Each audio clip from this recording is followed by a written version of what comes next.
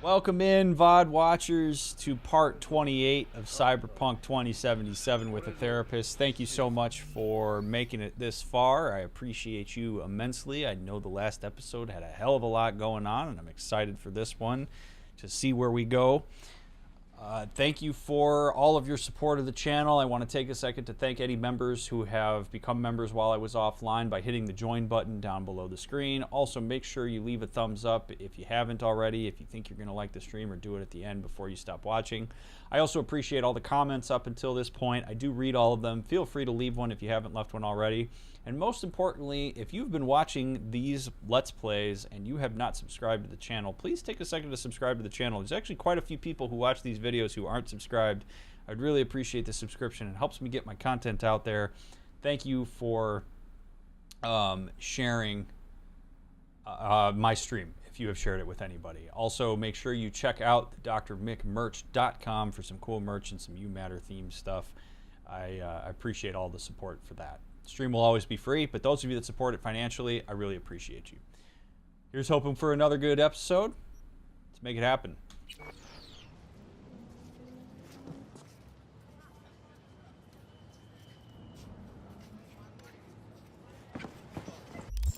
Alrighty, so we go to the journal. There is not a lot for us to do. Like, we have the fights, but that's really about it. So I'm almost wondering if we actually have to go talk to Brigitte. Alrighty. We may actually have to go talk to Brigitte. I don't know if that means that we have to get information from her in order for Hanako to call us again, but I don't have a sense that there's like a lot to do before she calls us. So maybe I go talk to Brigitte?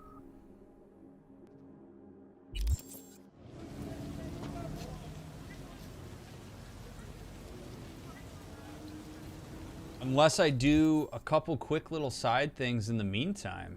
But we've literally run out of stuff to do. Like, let's see what happens if I mark this. It's gonna be interesting because I cleared out a lot of stuff. In recent weeks, more than a dozen boys aged 12 to 18 have gone missing. Their fates remain unknown, but folks, we're living in Night City, last I checked. Just look out for each other. What's shaking, Night City? Your man Stan here. We've got showers in the forecast today. Ho-hum, but hey, at least pH levels are on the safe side. The only threat to your leisurely stroll now is just a bad case of wet socks. Well, that's good to know. We have left Brigitte hanging. The reason I've left Brigitte hanging, by the way, is it sort of felt when we talked to Brigitte like that was gonna be a, like, you gotta go down that line. One of my netrunners is unresponsive, in spite of clear orders to remain in direct contact with me. Something must have happened. He would not dare go against me. Familiarize yourself with the brief and proceed swiftly. I need him. Alright, for years I worked to get jobs done comfortably with a crew I handpicked myself. I chose Chang-Hoon Nams years ago, and he hasn't let me down once. I don't know what happened to him, but you must get him back. Check the basement in that Chinese place. He keeps his gear there, sometimes takes a side gig or two. I think he's still alive. If he weren't, he's the type who'd come back as a ghost and apologize, just like in those tales from the old country that make me want to puke. He's sentimental like that. Alright, let's see. We'll see if maybe we do a mission or two. If we get called by Hanako, cool. If we don't get called by Hanako, then we're gonna just go for Brigitte. We're gonna see what happens. But yeah, we definitely left her hanging.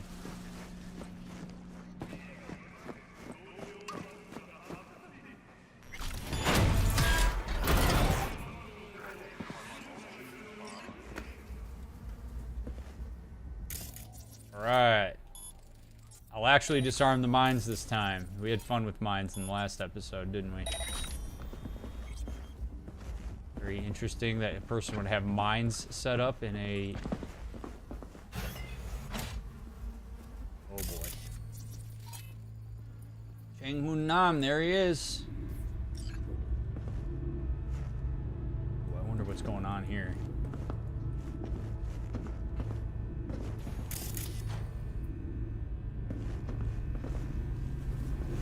He doing a BD thing? Looks like he might be.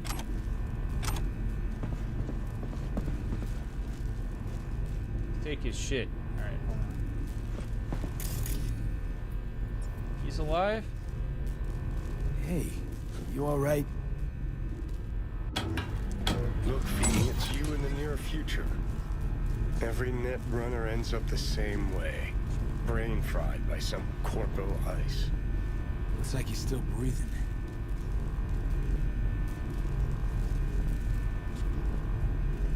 Find out what happened.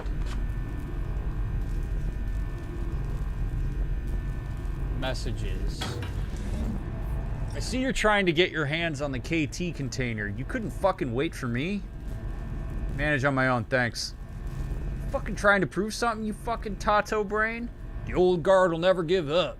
We knew how to get things done in my time. That kind of bullshit? Am I close? Please tell me you're using that splinter I sent they'll hard boil your brain. No bullshit. A gramps like you has no place jacking around like this solo. No need to panic, I told you. I'll be fine. What, this some kind of last hurrah? Going out with a bang? Some other cliche? You know what? I don't give a shit anymore. Do whatever the fuck you want, you stubborn old fossil. Well, Spectral Kid is a little aggressive. You were needed today. Wakako. Received my message? What's going on? Alright, so this is what obviously pinged Wakako into thinking something was wrong.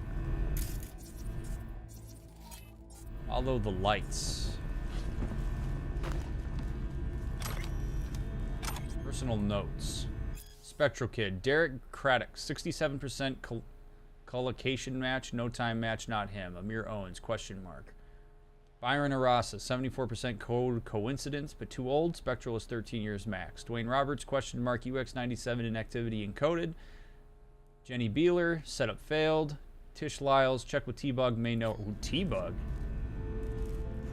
Also, like, T-Bug just, like, fell off the face of the earth, didn't she? We had, like, all this correspondence with her and stuff, and then we just haven't really done anything with her.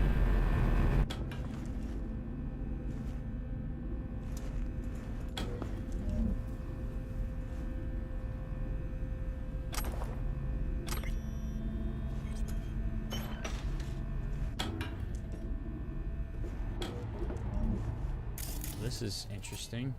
Also, what's the point? Well, I say this as a person who got destroyed by landmines last episode, but like, what is the point of these mines if they have lasers on them that you can see?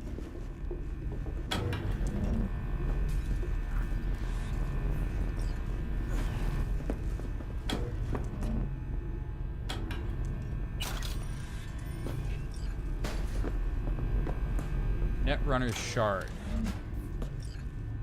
Okay, slot the shard in Chang Hoon Nam's neural port.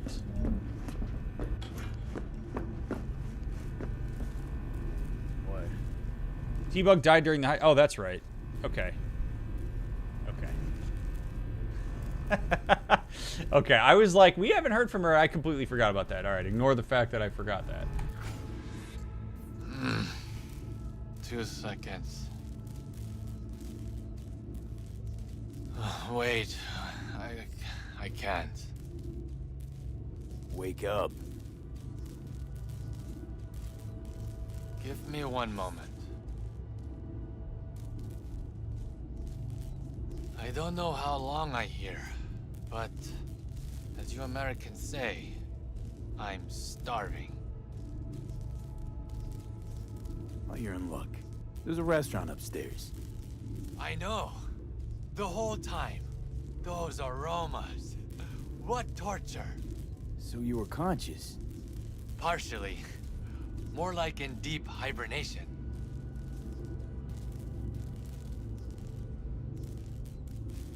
I'm gonna tell him I looked through his messages. Right? Like, I came in here, you looked like you were messed up. I read your messages. I don't think there's see you're anything not wrong in a with that. rush. Had a peek at your messages. Looks like this spectral kid was right, huh? I get stuck after all.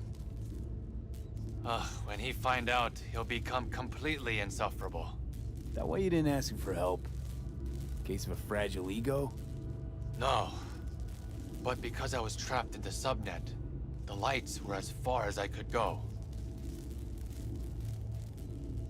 Any idea what's in the Corpo code case? You young people ask too many questions. See for yourself. Huh. Maybe it's not such a good idea after all. What a comment, man. You young people ask too many questions. I'm guessing this is probably the same person where if I didn't ask questions and I instead made assumptions, he'd get really annoyed at the assumptions I make. I am generally not fond of people giving other people shit for asking questions. When you ask questions, you're asking for clarification. You are also sending a message that says, I am not up to speed in this certain spot, and I would like to get information from somebody I perceive as having it. Is there utility to doing your own research and figuring things out on your own? Absolutely, yes. I believe in the question even along the lines of like, where can I go to find what I'm looking for? Like, I do believe that it's important to find that. But like when you ask a question, questions tend to be vulnerable and they're an acknowledgement that I don't know. And it's an opportunity for him to answer the question somehow, some way to point me in a right direction. So for him to say you ask too many questions is really a punishment for me trying to be curious about what to do. And ultimately things could get worse if he doesn't answer me. So curiosity, I don't think is ever a bad thing. I think if people ask questions way too often because they're not actually learning anything and they're overly relying on other people, that's one thing. But to ask questions, particularly as a person he's never met before, I think it's ridiculous to say that to me. I really do. Like, don't punish that. Otherwise, I'm going to start making assumptions and trying to be a hero here, and that may make things worse for all of us. You're a fast learner. So, you're probably wondering who sent me. Very nitpicky here. You're probably wondering who sent me. I don't know if he cares. Maybe he isn't. I don't know about you all, but I get really annoyed when people say stuff like that. Bet you're wondering who sent me.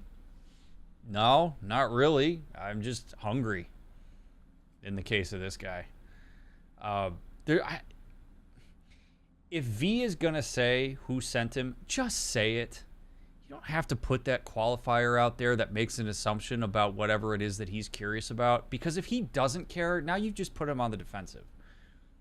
Just say something if you're going to say it. Instead of this whole rigmarole of, I know something you don't know. It's very annoying in interactions.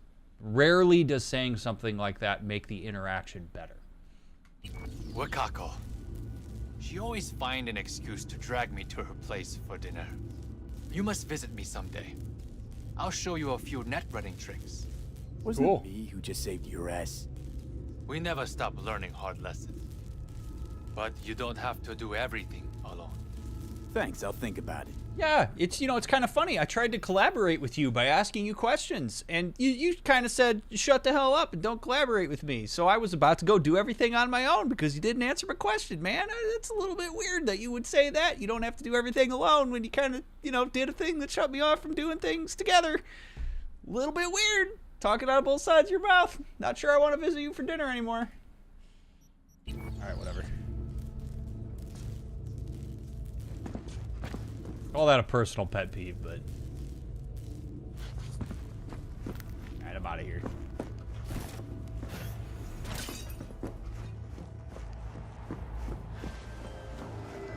I was informed of how you handled yourself. Good work. I expected nothing less from you. I am closing the contract. Cool. Level 35. Oh, baby.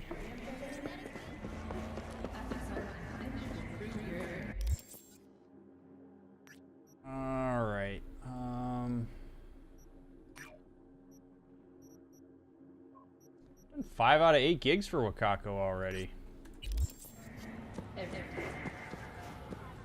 I do love how these side missions a lot of times offer us a chance to have some cool conversations about various like subtle interactional dynamics. Sometimes the main missions, there's so much going on, it's hard to talk about that stuff, but we get these cool little one-off missions where there's just these little nuggets of things that I think all of us could benefit from thinking about. Oh my god. Alright. Tried to adjust my audio while I was driving. Holy shit! It's like backseating for other people's thoughts in a way. That's a really cool way to put it, yes.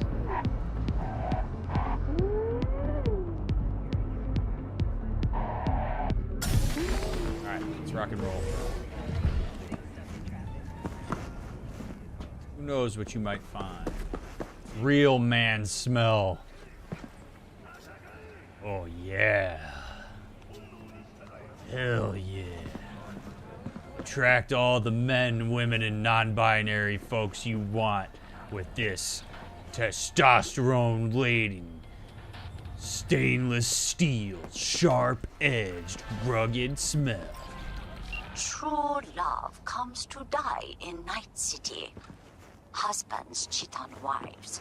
Wives cheat on husbands. Then they divorce and talk behind each other's backs. Can you believe that?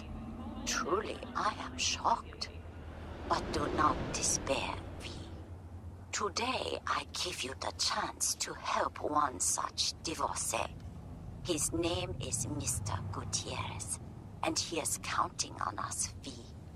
Of course, his marriage is beyond saving. But perhaps we can retrieve the checks his wife took from him. I am attaching more details. Oh boy. This sounds like a job for licensed therapist Dr. Mick. Would you like to hear about my... Oh boy. Okay. Let's see how this goes. Would you like to hear about my 4th husband? He was very lazy, gullible, and filthy rich. I divorced him as quickly as I could and never made so much money in such a short time. With that said, can I really blame Mrs. Gutierrez for stripping Mr. Gutierrez down to the last penny? Of course not. In fact, I'd like to meet her lawyers. But enough about Mrs. Gutierrez. Our client happens to be the injured party, Mr. Gutierrez. He lost his car and luxury penthouse. Now the poor fool has barely anything to live in because he left his depository receipts in their old apartment. The locks are already changed. He'll have to retrieve them because our new divorcee isn't going to give them back out of the kindness of her heart. The penthouse is on the last floor of the building. Don't worry, I'm providing you with elevator access. For obvious reasons, Mr. Gutierrez is counting on your utmost discretion. If things go quietly, he'll toss in extra. Oh boy. Honestly, Isaac, the driving in this game ever since the update has been a little bit weird to get used to, and the Batmobile is wild. So, I'm still kind of getting used to it. But alright, this is going to be interesting. We are, first and foremost, I know this kind of goes without saying, but it's worth saying anyway. I guarantee you there is way more to these divorces, in this case, between the Gutierrezes, than Wakako is going to let on. I guarantee you there is more here. Maybe we'll find out when we go in to figure this shit out, but I am intrigued to see how this marriage broke down. You sure? Pay to run our town large so I can be sure. Can't beat diet and exercise. What's your morning grind? Nano cleansing cryo mask. Then 100 sit-ups, 2 dopa-tabs, and a spoon of royal jelly. You mean from, like, bees? I thought they went extinct ages ago. World's a garden of Eden if the eddies are right, bees included. Want me to hook you up? Your skin'll thank you for it, bro.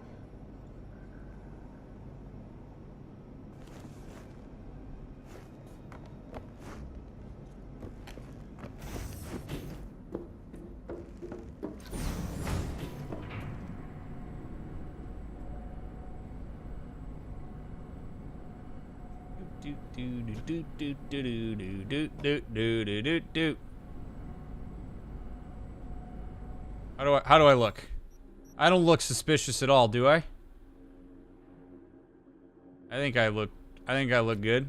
I think I look like a guy who's inconspicuous. You know? I even got Arasaka on me. I think we're okay.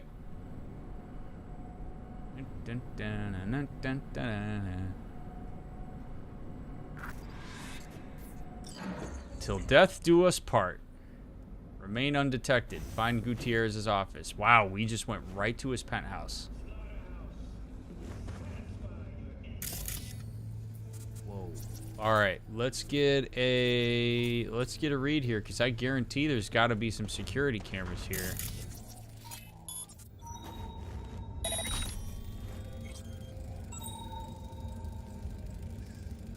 All right, so we got folks upstairs. We got security systems.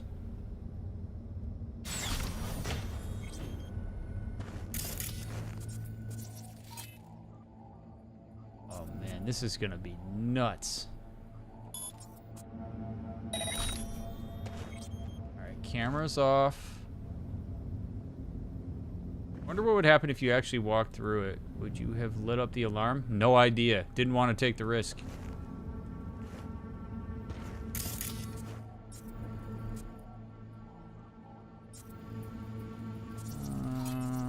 Alright, let's get another ping.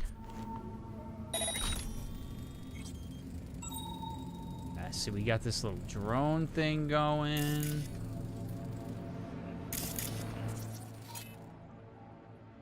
Can't. Okay, so that thing doesn't. I can't deactivate that thing. Can I go?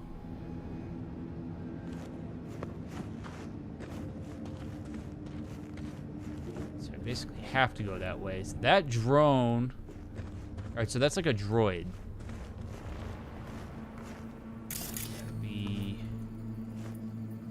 Real careful here. We got another camera there. Yeah, let's turn that off. Okay.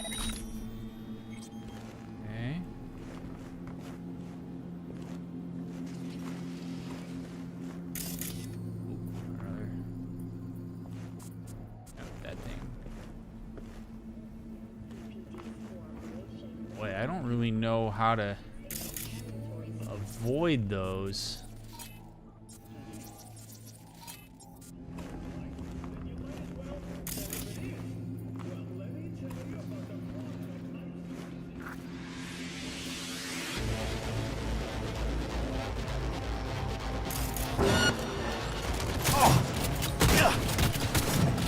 That's so annoying. I saw that too. I was like, I wonder what this is. I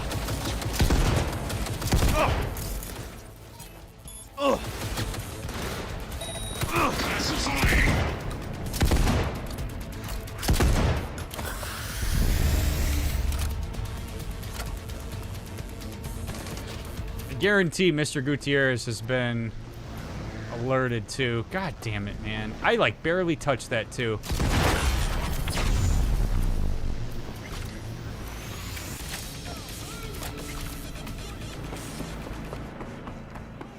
Yes, I do, Neuro.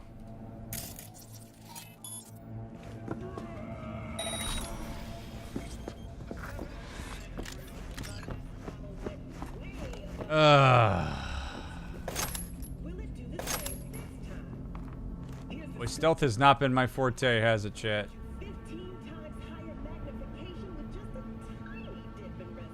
My shards. Nina, give me back my shards. It's my property, and you know it. I don't want to make a big deal out of it or anything, but I need them back. Can we do this like adults, please? How did we grow so far apart? You're still asking after what you did? Fuck off, you self-centered prick. We're off to a good start. Surprise! Blinds in my kitchen are broken again. How hard is it to find a competent handyman in this town to fix them properly? I want a refund for the previous repair, and then I want you to send a professional who won't be overwhelmed by this apparently Sisyphean task. This time free of charge. Of course, Miss Gutierrez. We're working on it and deeply apologize for the inconvenience. Next legal steps. We have already repossessed Mr. Emilio Gutierrez's apartment and vehicle. Our next step is to establish regular alimony payments. As your lawyer, I should warn you that our chances of winning that are, unfortunately, quite low. You don't have children, and you also have a well-paying job. Maybe you have a chronic illness? We could maybe try to saddle your husband with medical costs. Sincerely, Brad Drake. I can temporarily quit my job. I'll ask my Ripper doc for a professional opinion that should play well in court. There are plenty of diseases out there. I'll think of something. And just remember, I'm paying you to destroy this son of a bitch's life. I wasted 15 years of my life for his pathetic ass. Oh,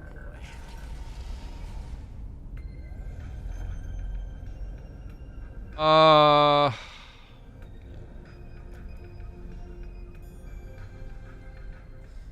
This is unfortunately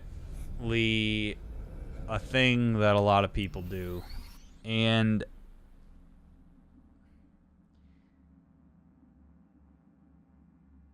I'm not here to tell people how to, well, I mean, I guess I kind of am. I do it for a living to an extent, but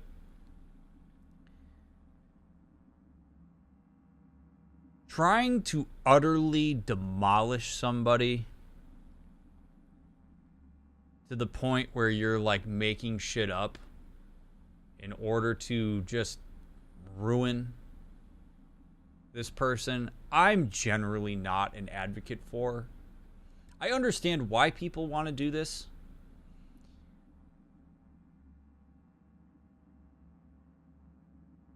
Unless he was like abusive, then I think when a person makes a request to divorce and deal with things amicably, I think that's okay. We are adults.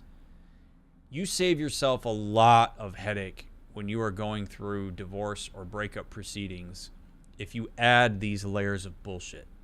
Like, if both people can act in good faith, you actually can separate pretty well, and people will generally be all right. This kind of high intensity and emotional separation often wreaks havoc on people because it creates more mental space for a person that you're trying to get away from.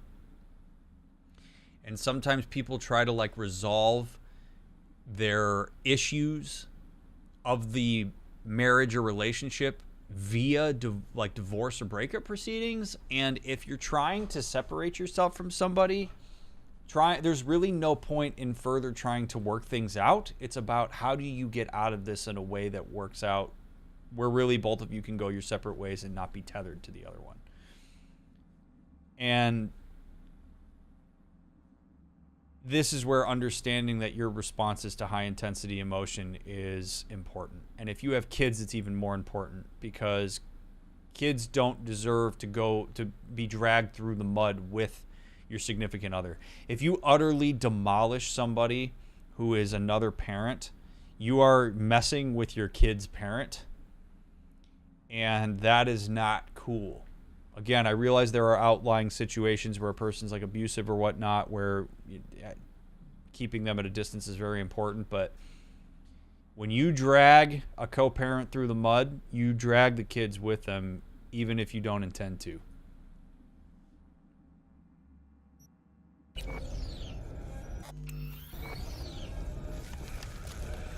So I don't know what happened. I understand the desire to demolish somebody, but that's not always the way.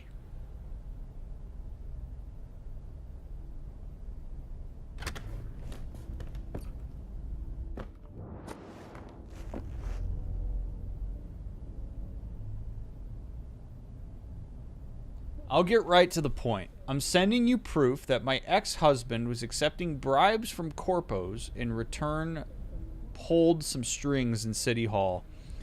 To be honest, I didn't do so much as glance in those files because I don't really give a shit, but I know you're one of those journos who gets a hard-on for any speck of dirt on a politician. I'm sure you'll connect the dots yourself. Oh, and don't name me in any of their documents or I'll make your life a living hell. I'm handing you Emilio on a silver platter, so be thankful and have fun.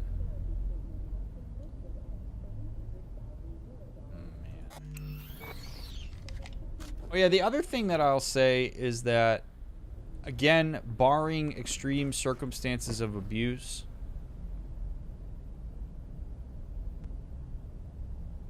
It takes both people in a monogamous relationship. It takes both people to make the dynamics of that relationship.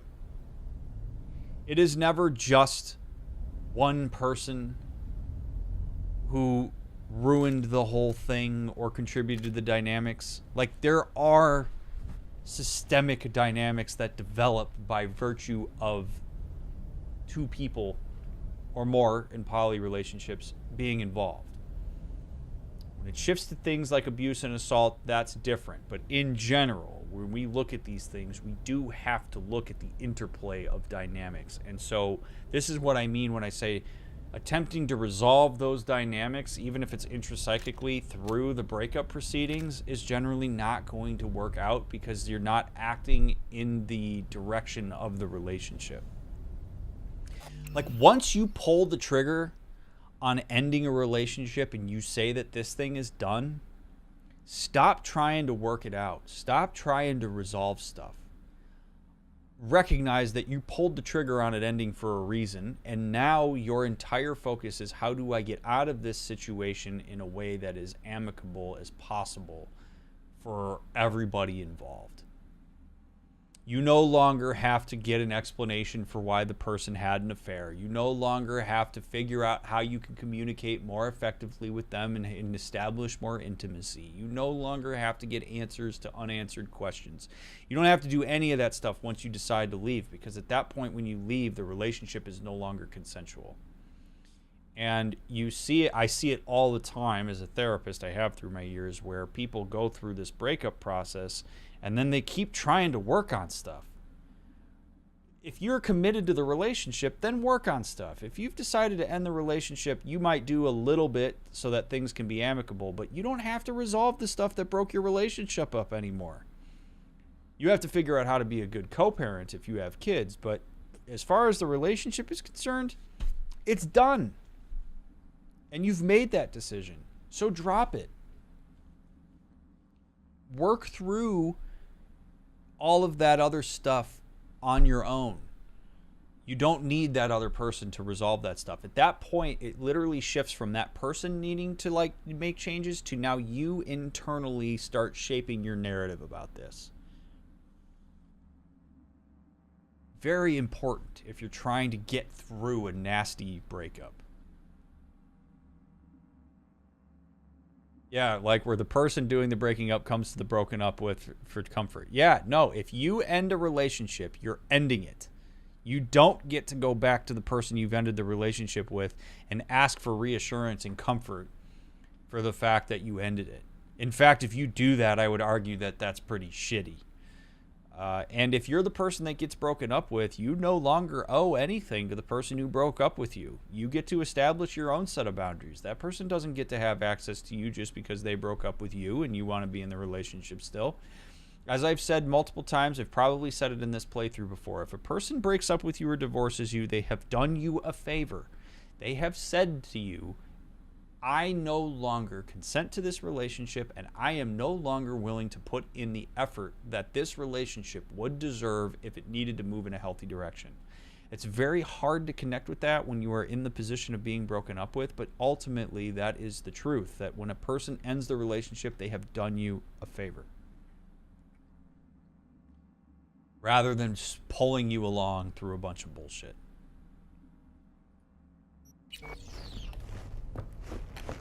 Hurts, and that's okay, but it's not a bad thing. Bad thing is when you walk through this stupid ass alarm tape. Oh, I got new pants, chat. Oh, hell yeah. Let's go.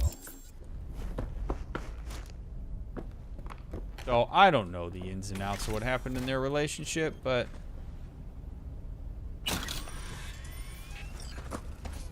I know this guy keeps $2,000 in his bathroom. Grateful for that.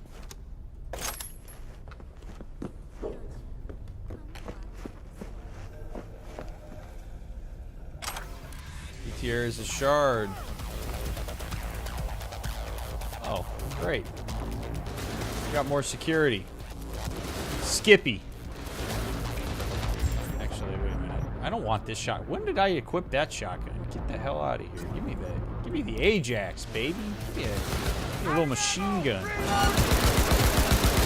Turn down! Take their position!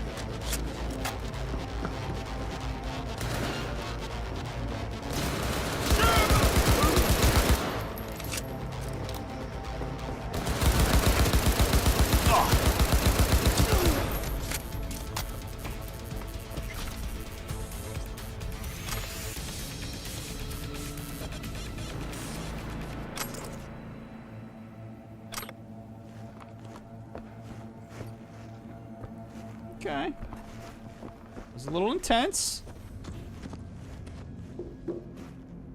Wakako will not be pleased. But it is what it is. Should probably put my gun away. Don't worry about the fact that I look different going out than I did coming in. It's fine.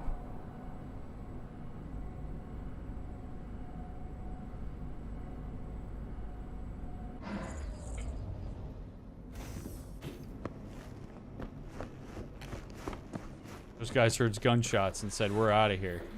Deposit the shard in the drop box. Can do.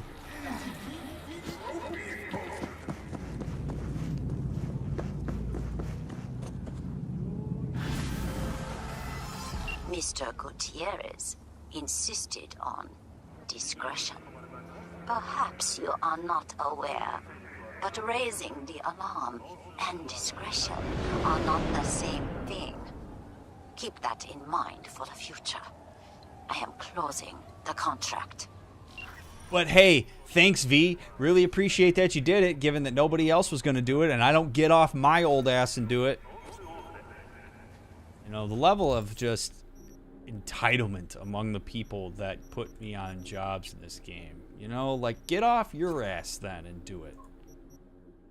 If you don't like the way I'm doing it.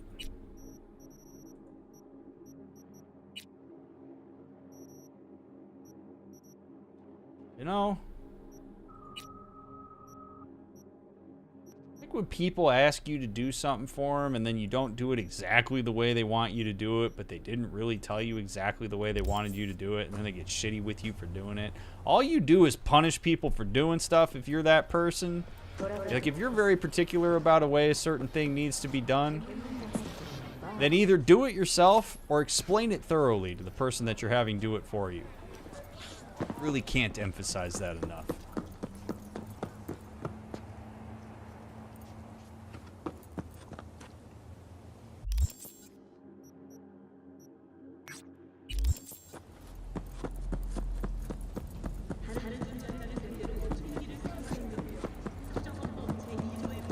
Is there a quieter weapon? Oh, I don't think the weapon was the problem there, Neuro. I think the problem was that I walked through the alarm tape without thinking about it. I mean, I'm sure there's probably like silenced weapons and stuff, but at that point I had already been found out.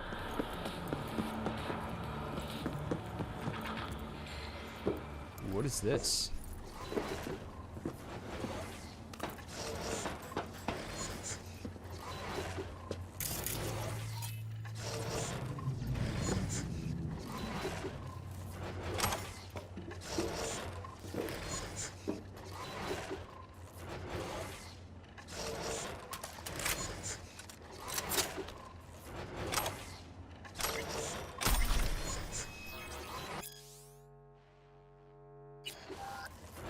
Well, this was a nice find.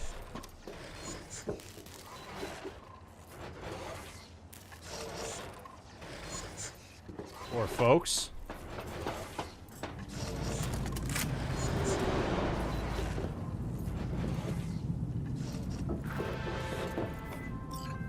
V, my dear, I need you to pay a visit to a tiger claw den and retrieve something for me. I know you are up to the task. I am attaching more information. Read it carefully. The vulture is the wisest bird. While others lose strength in the pursuit of prey, the vulture waits patiently. It only spreads its wings when it smells blood in the air. You will be my vulture, V. I heard a Tiger Claws casino has been robbed by one of their own, a dealer. The girl had an alias, Vortex, and she managed the casino's machines. She programmed them to skim a small percentage so it would drop from each win landed in her bucket. It took years for the Tigers to realize how they were being cheated. You can imagine they were not pleased, but their ferocity extended too far. Vortex died during the interrogation before revealing where she stored the stolen money. A vulture is wiser than a tiger, V. You will find it. I will send you the Vortex's last known location. Don't let me down. Ooh. Ooh.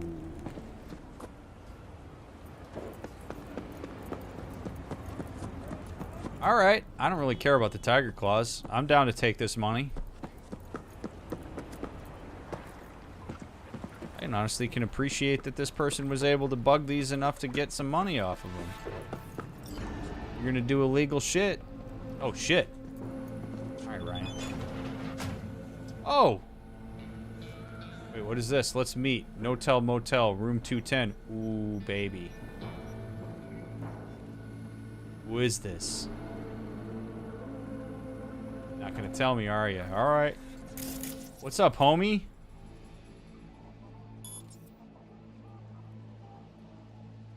Maybe this guy doesn't care that I'm here? Oh no! What happened to your optics? Hold up. It's paid to get inside. Don't care. First time I hear. I didn't want to kill him! Oh no, no, no, no, Ryan. Ryan. Oh no. Okay, well, I was just trying to knock you out and I may have accidentally tugged a little too hard. Oh no.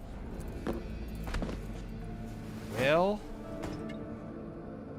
I'm so sorry, man. Alright, well.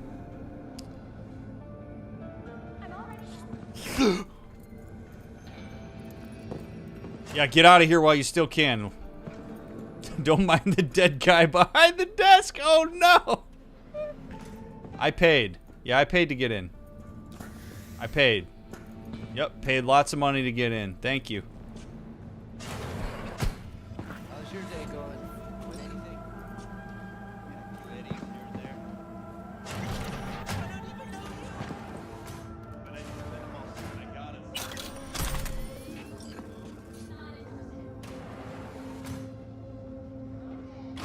Oh, this is just something else.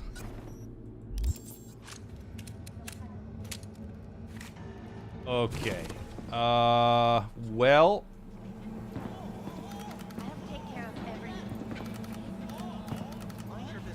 I think these guys are cool. Because they assume that I paid to get in here? Hey, how's the cash flow? I really gotta pee. Don't even ask. It's Annie's. Be normal, Ryan. Be normal. Say what you will about Vortex. I'm here to figure out what kind of shenanigans were going down at the casino. Can I play some roulette? Can I play?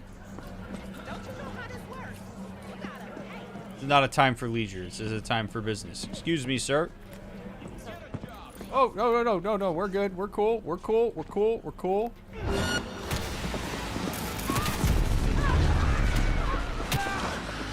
Apparently we're not cool. Okay. Well, this is,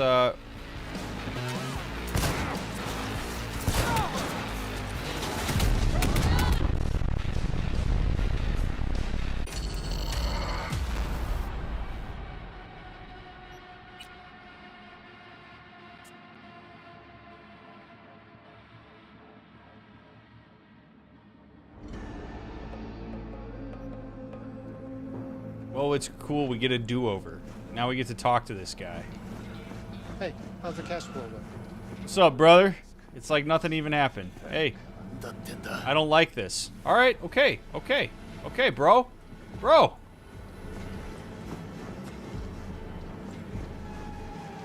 don't you like? What's the matter? How can I ease the tension? How can I make you feel better? Okay, how about I go in the server room? Is that an okay way to do it? Hello.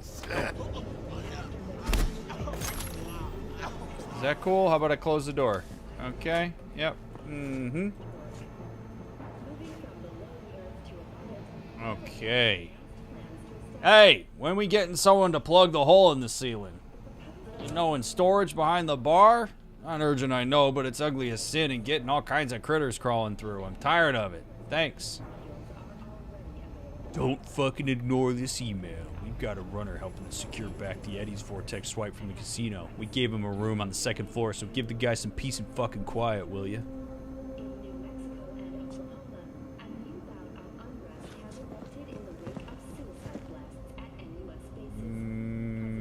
I don't want that gun, but... Local network, turn off. Alright.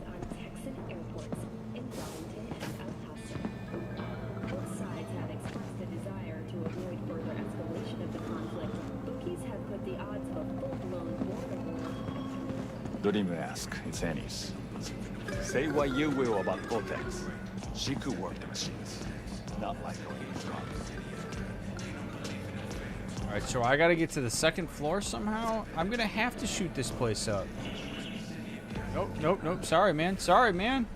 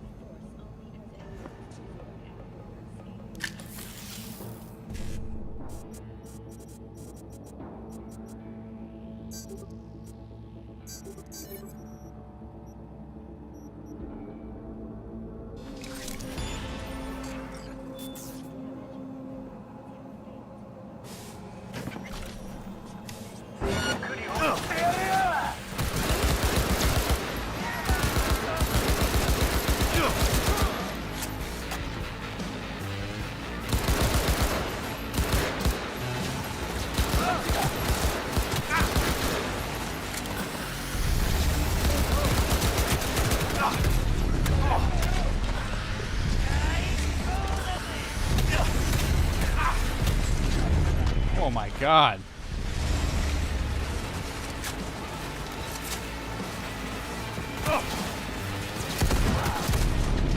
Dude, this is crazy.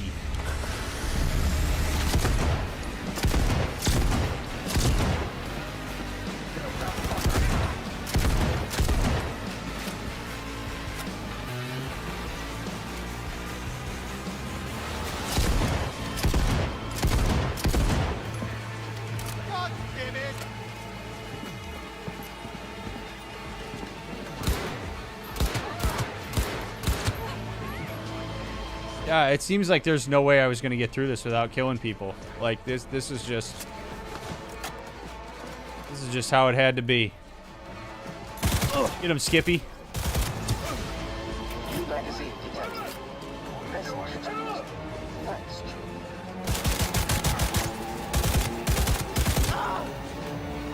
Okay.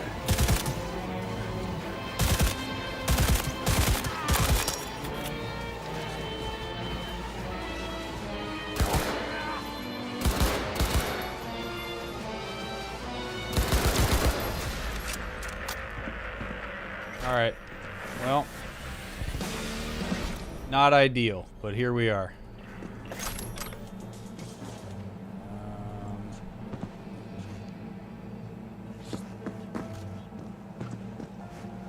Sorry, folks. Sorry, folks. You can go back to your gambling.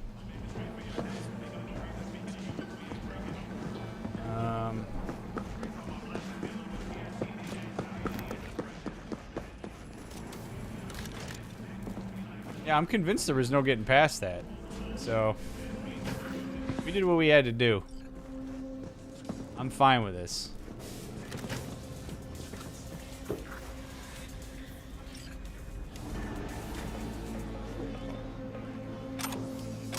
Look at this guy's just like passed out. Vortex's cred ship.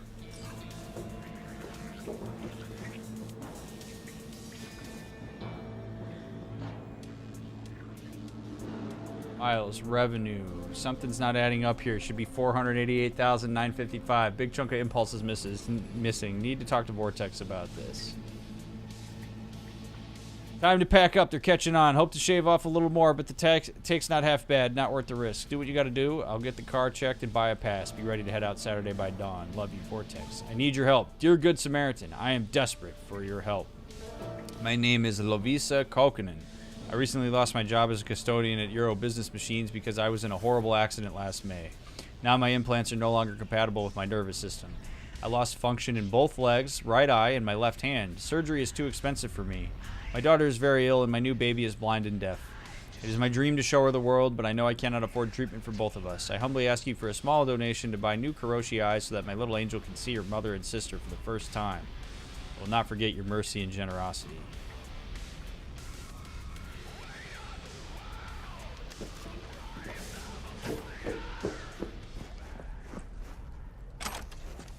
I'll leave that person in the chair.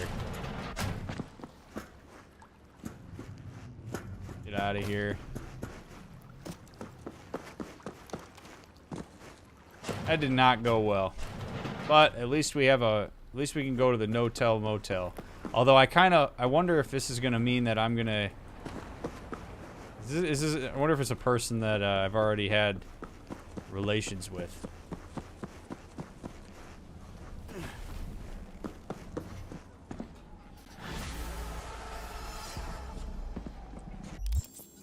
Alright, no-tell motel.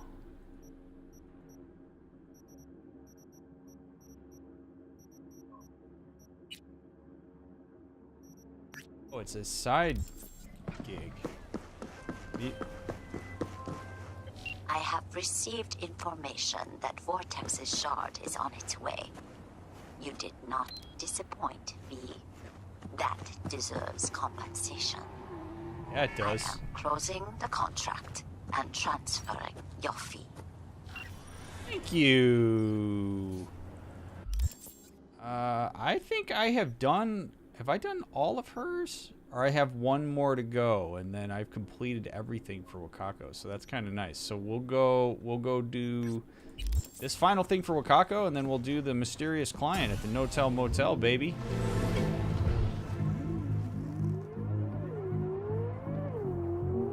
It's been an interesting night so far.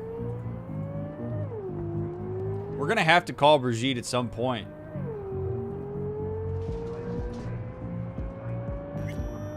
At least it seems like. I mean, I get that it's a main quest line. It's just interesting because the way that the game presents this is as if, like, you almost have a choice of which quest line you want to take. But maybe it's that you got to do all of it. We'll find out. I'm kind of glad to finish with Wakako, though. She's not one of my favorite fixers.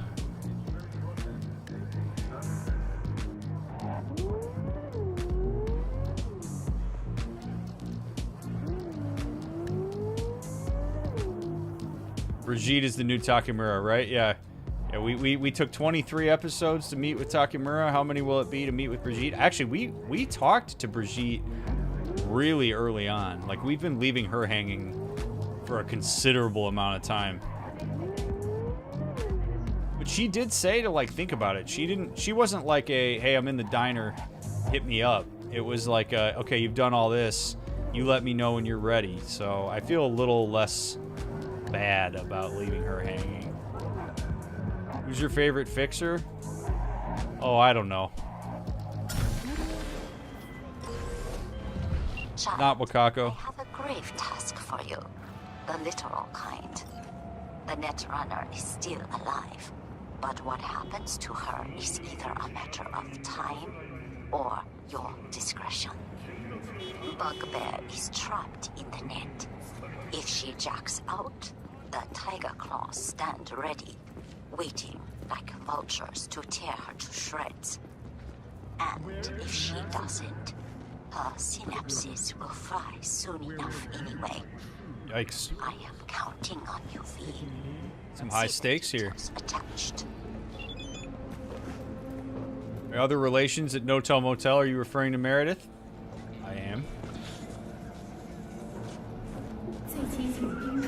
What up, guys?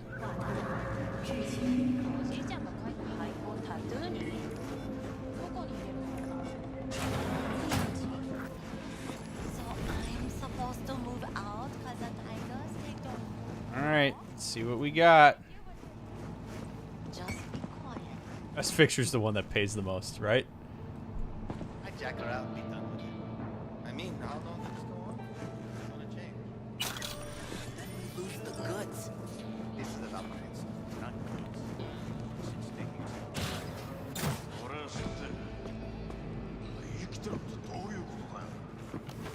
No, no, no!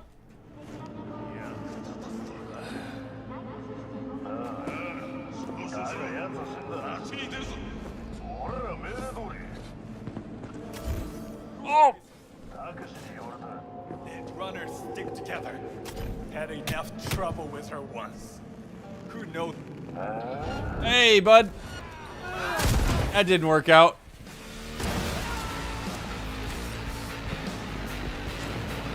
What up? Itch! Bet you weren't expecting me to be in this room.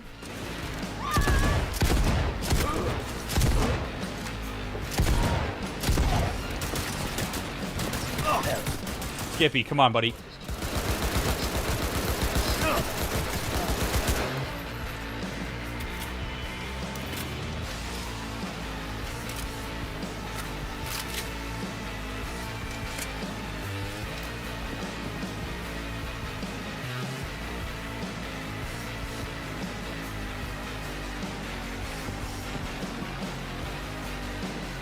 And is it safe to disconnect it? Oh, shit.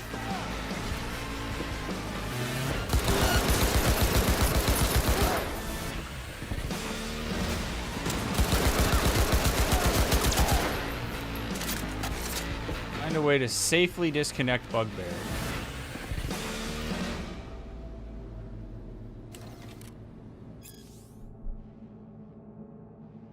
Ever wonder what it feels like to fall in a pool of acid? Well, wonder no more, sort of. Before I ever even got my copy of Kings of Acid, my curiosity took a nosedive once I found out it wasn't about that type of acid. In any case, body horror has such a rich tradition, it's a damn near Herculean task to find a fresh angle to take on acid baths, but holy shit did the devs do it. You play as Arthur Kerr, a klutzy and somewhat awkward rocker boy who gets himself tangled up in a shitstorm with Maelstrom. The Borg goons entrust Kerr with handling a mysterious shipment containing a protozoa capable of instantaneous regeneration. But in an unlucky twist, a painfully common occurrence for our hero, a rival gang ambushes the exchange at a corpse science lab and Kerr is pushed into a vat of mutagenic acid. That's when the trip kicks in, if you will. The rocker boy begins undergoing constant mutations. Eyeballs on stalks, shifting skin, throat tentacles, and that's not even the real freaky stuff. After every victory in combat, Arthur absorbs the genetic code from the blood splatter of his foes, making an already delightful hack-and-slash combat even more gratifying. The constantly growling spiral of possible mutations makes for a rewarding way to spend experience points and builds in strong replayability. All in all, Kerr's ultimate motivation is seeking bloody revenge against his music producer who cost him a lucrative album deal and brutally murdered the rocker boy's boyfriend. Story and gameplay are geniusly intertwined, and the pseudo-braindance implant shipped with each game copy really helps immerse players in the utterly fucked mutations, where searing pain turns to power-jacked ecstasy. Trust me, you don't want to miss out on this one. Sure don't. Alright,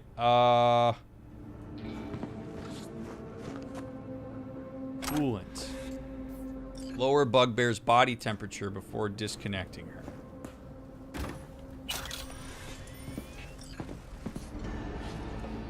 How do I do that?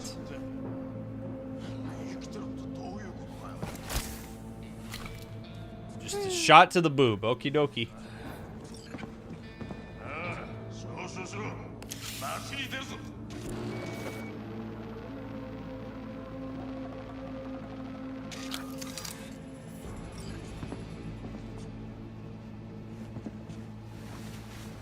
I got you. Carry Bugbear to Fixer's car. Alright, come on, Bugbear. Let's go. I'm not gonna just drop off. Wait a minute.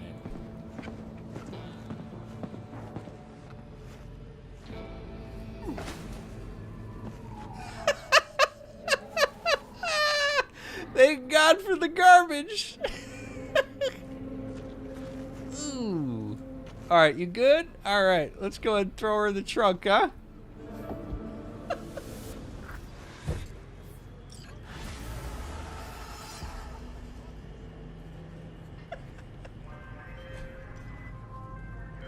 Well done, my dear.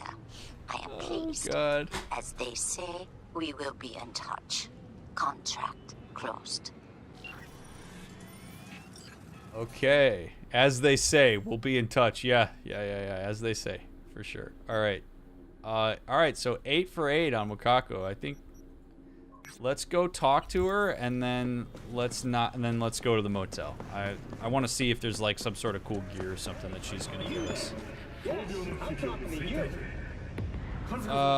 You have learned all of Westbrook's secrets and completed all of my contracts, dear. You've made a name for yourself around here. I'd like to honor you by giving you a special weapon. You will find it in your stash. Good work, V.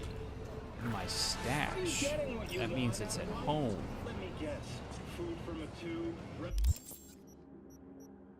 I look ridiculous.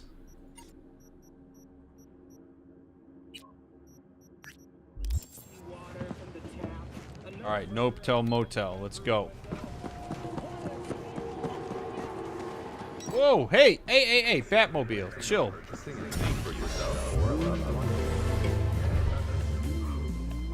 All right, hotel motel, here we come. What will it be?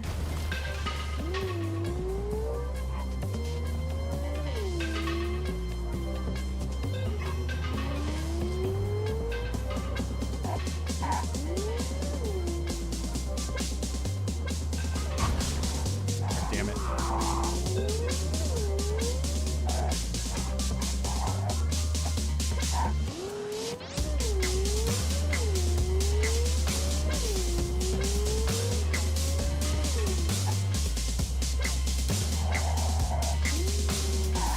All right, chat, I have no idea what's going to happen here. Last time we came to the No-Tell Motel, things got a little goofy.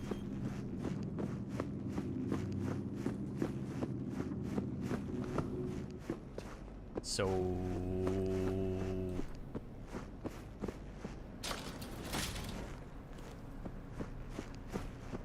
Stash is also in the trunk of your car. Oh, good to know. All right.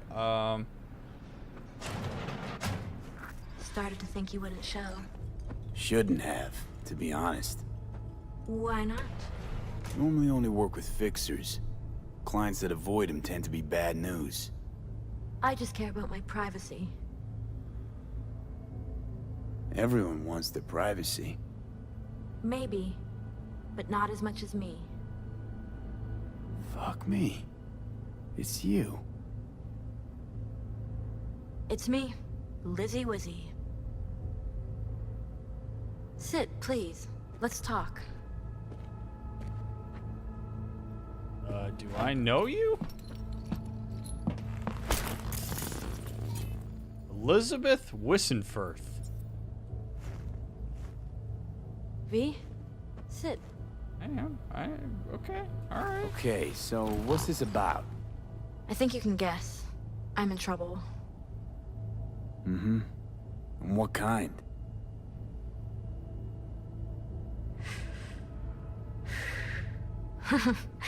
Good question.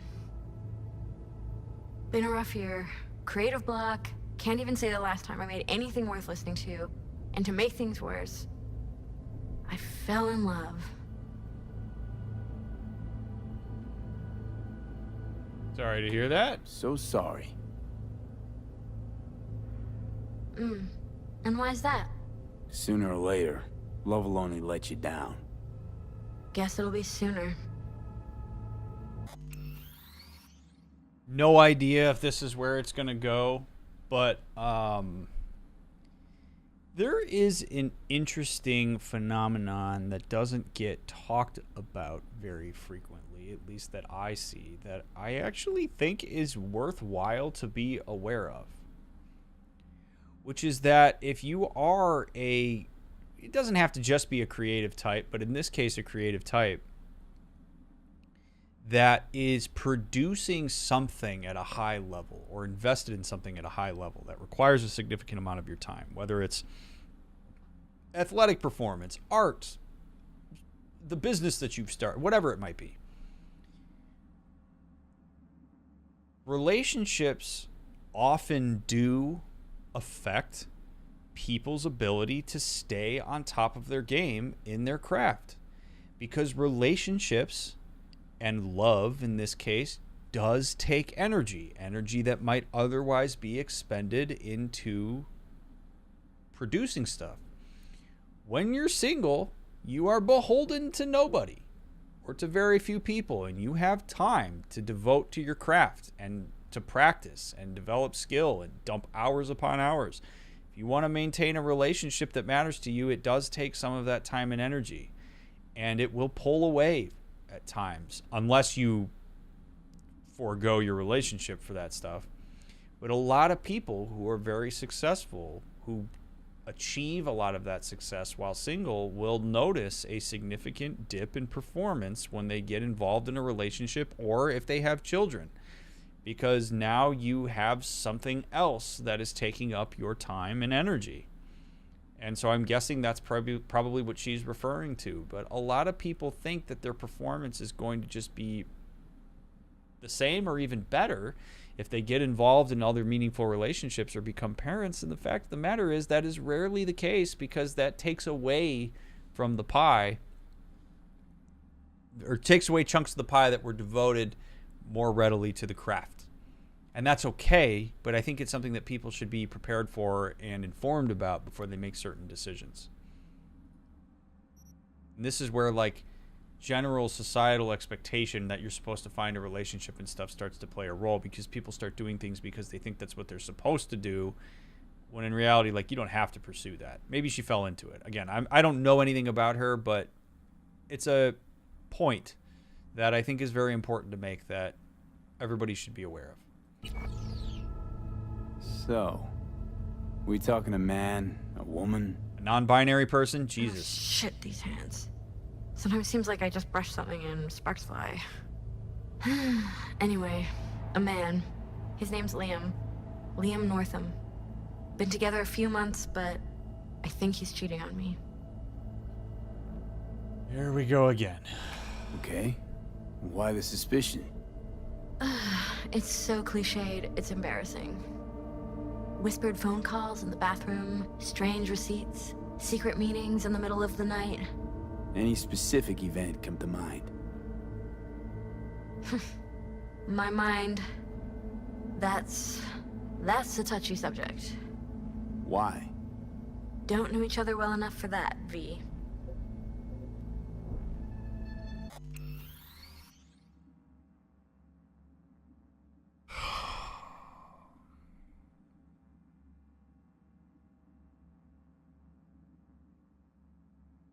If you are going to ask me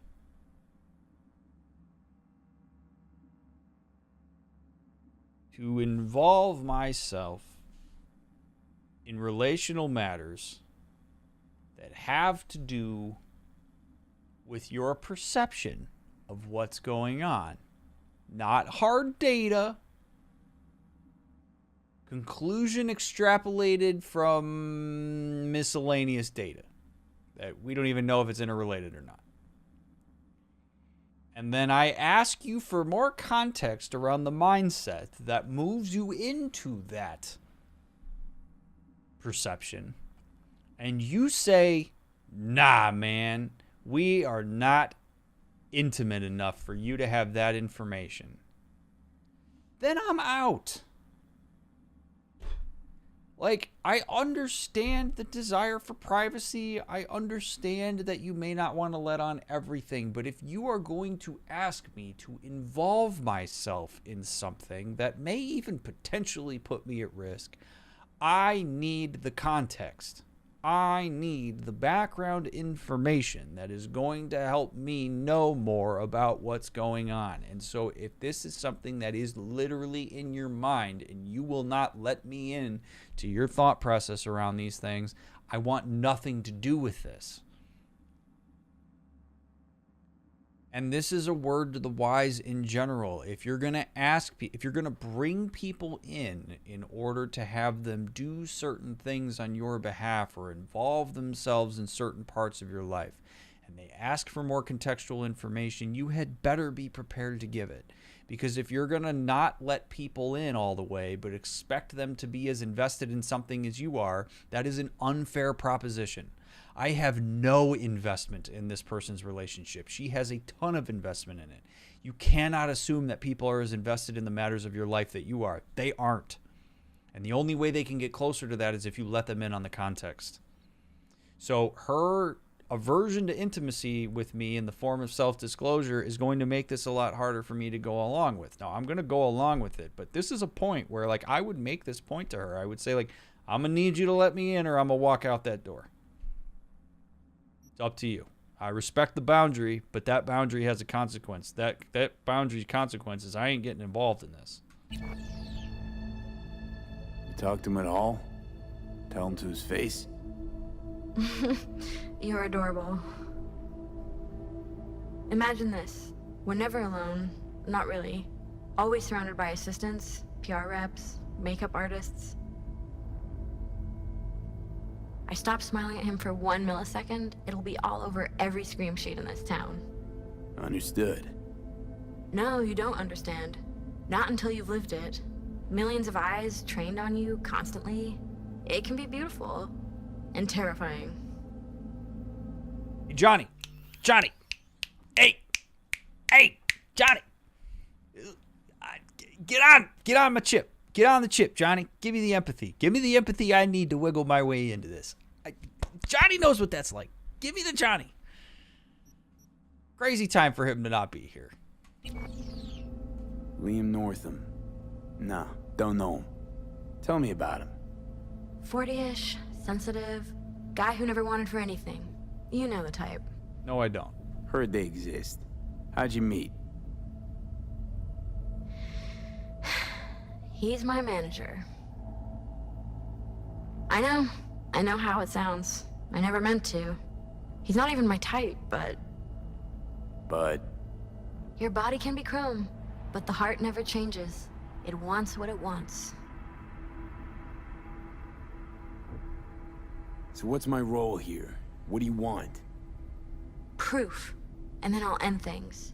For good. Liam goes to Riot all the time. Think he meets someone there. I want to know who. You'll find out for me?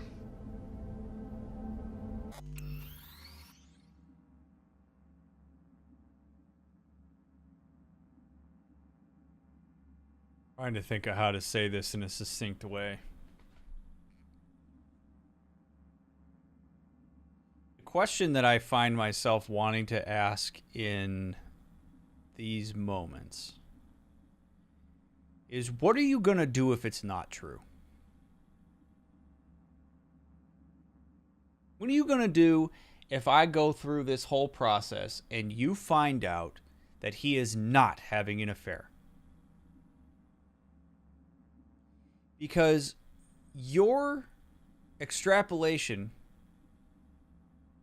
from all this data that he must be cheating on you is a reflection of something. I don't know if it's her own personal insecurity. I don't know if it's a lack of commitment or whatnot for him. But the fact that it's even gone in this direction and that you have created a conclusion that if he is having an affair, it's over, that blocks off a whole bunch of stuff. Like, it's sort of like, okay, so if it's not that, then what are you going to do? Does that mean you're going to stay? Now he's in a relationship with somebody who doesn't trust him when he is acting in good faith. That's not great.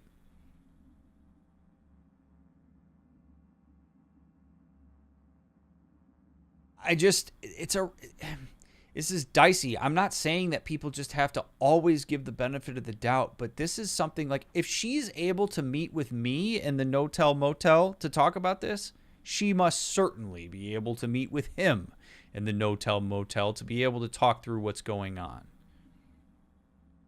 And her aversion to doing that in lieu of me just finding some quick data means she has shifted this into a binary that I don't think is helpful for her relationship in the long term anyway.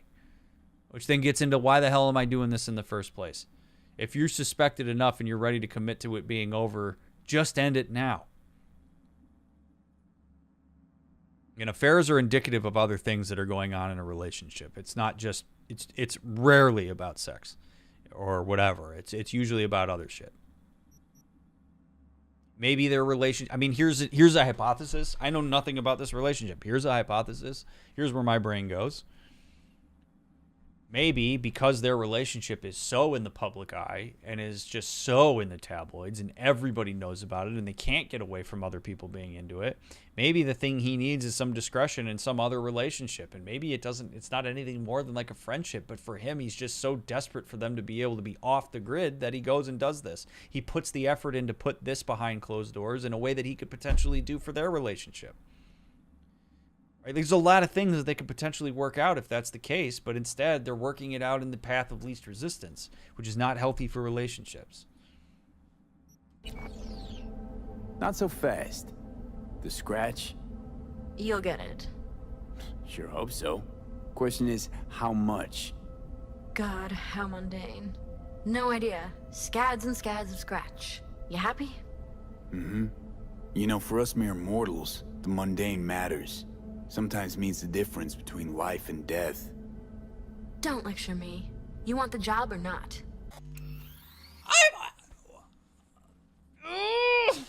Some of the people, man, in this game. I'm in the position. You came to me. You came to me. Oh, man. Okay, I gotta say here. I know I said this like in passing about, I don't know, 20 minutes ago, but I'm going to really make the point here. If you are a person that believes that other people in your life are as invested in the things that matter to you as you are going to miss the boat on so many interactions about things, because I promise you are more invested in things that are involved, that are important in your life than anybody else is.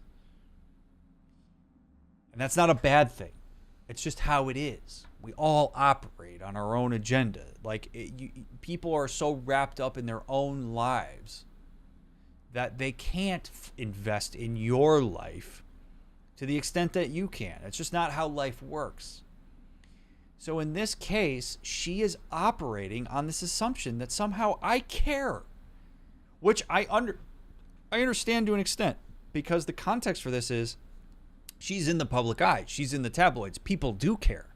She's assuming that I care as much as anybody who freaks out at the sight of her. I don't. And so for her to get shitty with me when I express to her the skin that I have in the game, which is in the form of payment, because I'm not just I don't give a shit about your relationship with this guy. I care about the fact that I could maybe make some money doing the work for you. You don't get to be shitty with me about that. I'm in the position of leverage. You called me.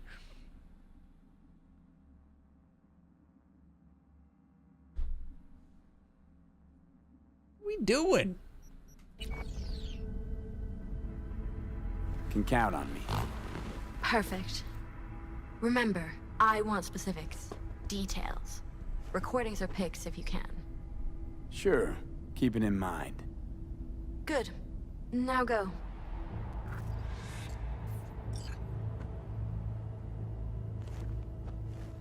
Mind if I shower first?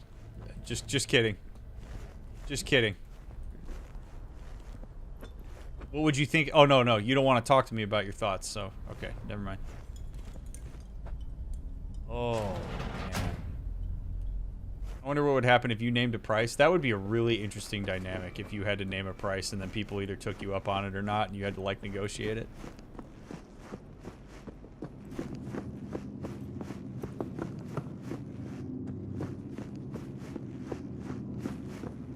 Go to Riot in the evening and ask for Liam.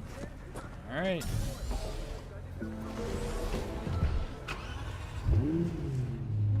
Again, to be fair to her, there is real context around why she thinks I would be invested in her relationship as much as she is, because of the fact that she's a celebrity and people, for whatever reason, care a ton about celebrities' lives.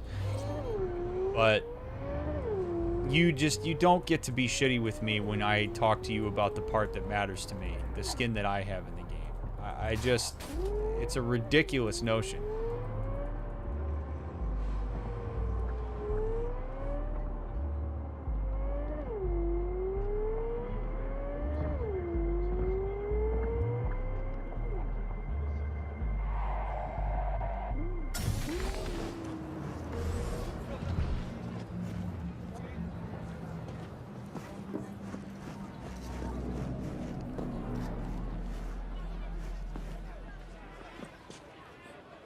What's up, dude?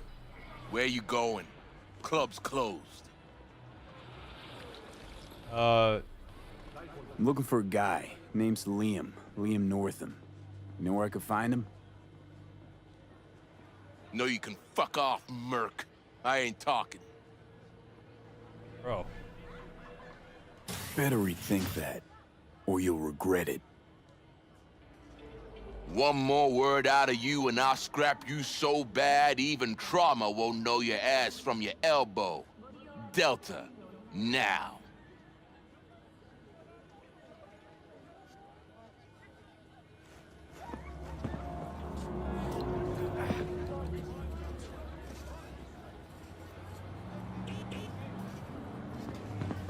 Burns like fire!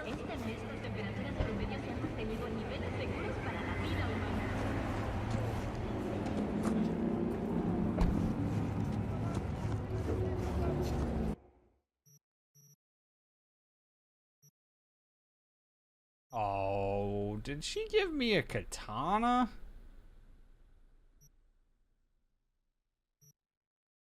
Ah, that's lame.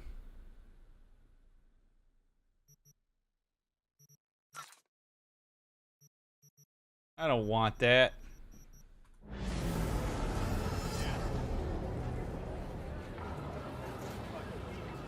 Alright, so we gotta go... I gotta advance time, I guess? I gotta remember how to do that.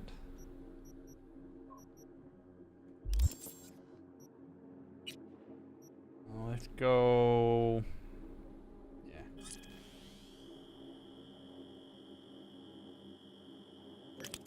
Yeah, nice healthy interaction with the bouncer. Yeah, it didn't go very well. Alright, there we go. Hell is going on? Okay. What's up? Can I go in now? It's evening.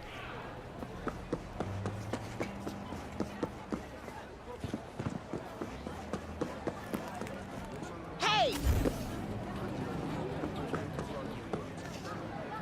Bro.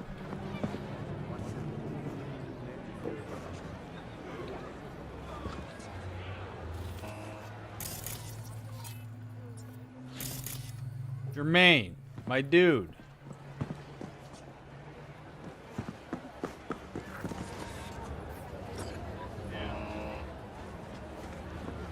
Okay, here we go. Authorization not found. All right, we're going around back.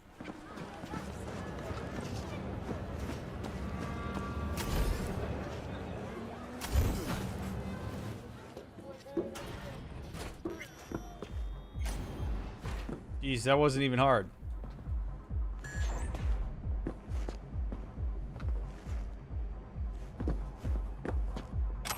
Employee badge? I'll take it.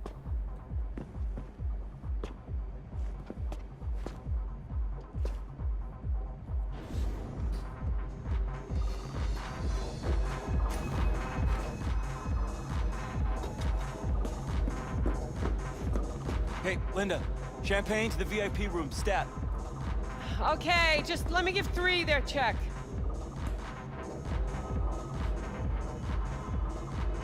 Nice tunes. Good work, music. Wouldn't know. I filtered out music and other ambience since I started here. I'd be deaf already if I hadn't. That's cool. Looking for Liam. Liam North. You know him? Ah, that one. Fuck. Can't stand that gunk. Bad tipper? Okay. Not a smart idea on this guy's part. Okay, when you have a person that approaches you and says, hey, you know where this person is, or you know anything about this person, putting your personal opinion on a person, whether good or bad, not recommended. Because you have no idea why I'm asking for this guy. This guy could be my brother. He could be my best friend, and you're just talking mad shit about him. Is that helpful information for me? Potentially, but you got to be real careful because you could totally alienate yourself from getting information or from giving information if you immediately inject your personal opinion about a person when you have no context for why I'm asking about this. Like that guy's just, I'm like, hey, yeah, Liam, you know him? Do you know if he's around here? And the guy goes, yeah, the guy's a piece of shit. Not a good way to start. Uh-huh. Plus, he's a jackass. Output's even worse. Output, huh? Interesting. Anyway, where's he at? You know I can't tell you that. I do? It's important. Sure it is. You don't look like someone gets caught up in bullshit, but I can't. Seriously, sorry. I wonder why. I'd rather pay than threaten him, because if I threaten him, that has some real... I gotta be ready to back it up. Look, I'll pay. Make up for all those bad tips. In the VIP room with some new output. Ordered champagne, so it's a party.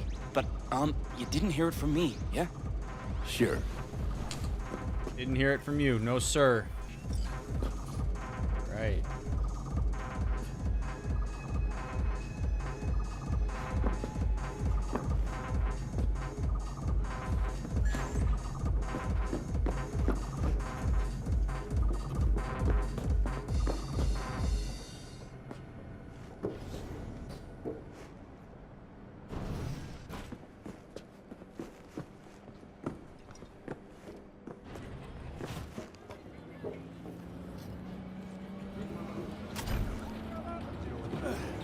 A bit strange.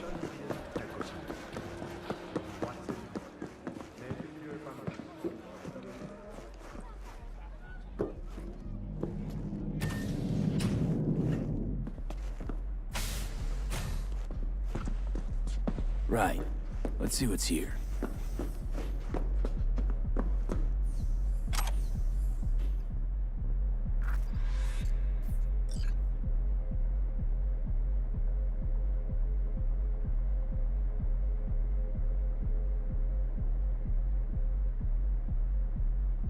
VIP room, elevator, right, okay.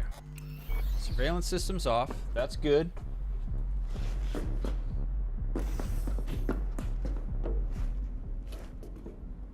Backstage, ground floor. VIP lounge. Let's go.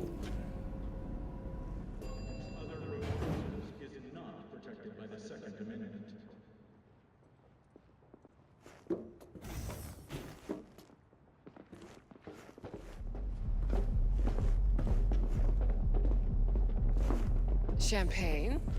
Nice surprise. Consider it a token of my gratitude.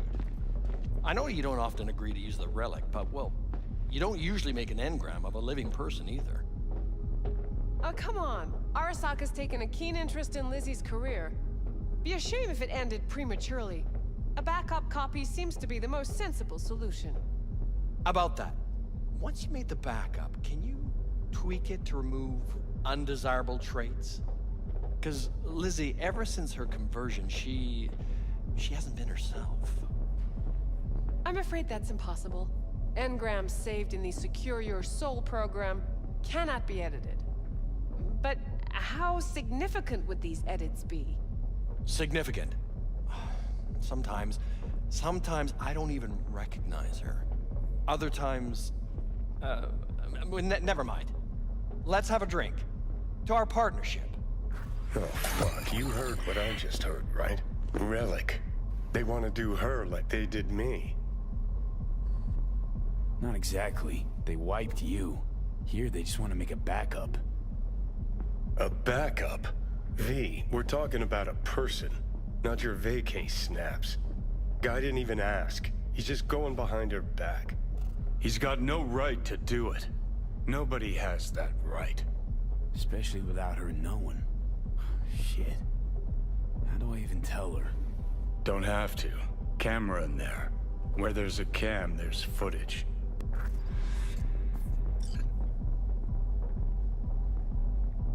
Holy shit. I'm gonna pee real quick and then we're gonna talk about that.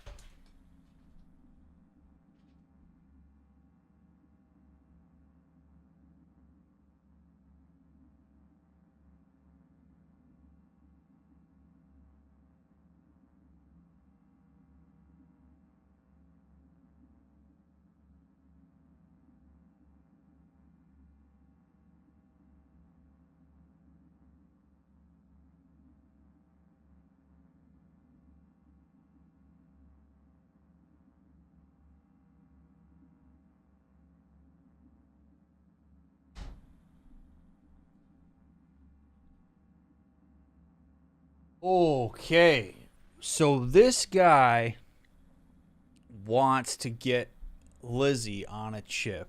And not only does he want to get her on a chip, he wants to change her so that he can have a relic of her that's curated in a direction that he wants. Get rid of some of the undesirable traits. Dude, if you have aspects. Okay, let me restart this.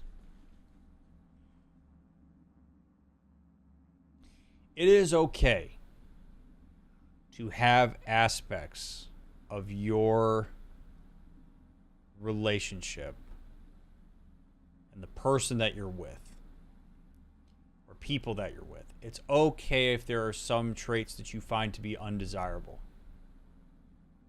Like, that's just part of being humans. We have preferences. And one of the things that we calculate when we determine whether we're going to be in a long-term committed relationship with somebody or some folks is that we decide that the things that we consider to be undesirable are outweighed by the many things that we do find desirable. And we can either come to accept those things that we find to be undesirable, or we communicate about them and we work through them together, because it is okay to change certain aspects of yourself to fit the mold of your relationship. That's perfectly healthy. I'm not an advocate for losing yourself into a relationship. That's not great. The healthiest relationships have a nice balance between connectedness and autonomy. But when there is something happening that is undesirable, you have to talk about it. And if you don't believe that you have a relationship that can sustain difficult conversations, whether it's about the administrative aspects of your relationship or the very personal aspects and vulnerable aspects of your relationship, then you're not in a healthy relationship. The only way you know whether your relationship can sustain a conversation like that is if you attempt to have the conversation, and if you are mindful of the way that you respond to the other people in your relationship if they bring up something vulnerable. Healthy relationships sustain difficult conversations. That's the moral of this story. And so this guy is totally avoiding all of that in the same way that Lizzie avoided all of it by hiring me. They're avoiding difficult conversations with each other and instead are going to the ends of the earth to try to figure out how to mitigate it. It's so much easier to just talk to the person. Is it emotional? Yeah. You don't always do it great. Sometimes your brain gets all goofy with shit because it gets all vulnerable and feels threatened. But to go to this length to throw her on a relic to try to change the undesirable behaviors for his own self-interest? My God, dude, just have a conversation with her. Or end the relationship and find somebody who meets those criteria that you have and the conditions you have for a relationship. That's another option. This is all because they are unwilling to communicate healthily with each other. This is why these things happen. Every time.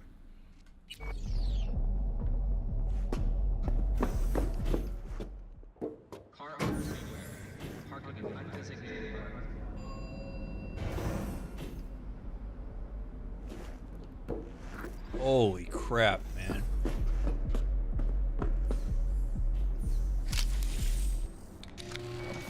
Now, this is serious enough that I believe she deserves to know.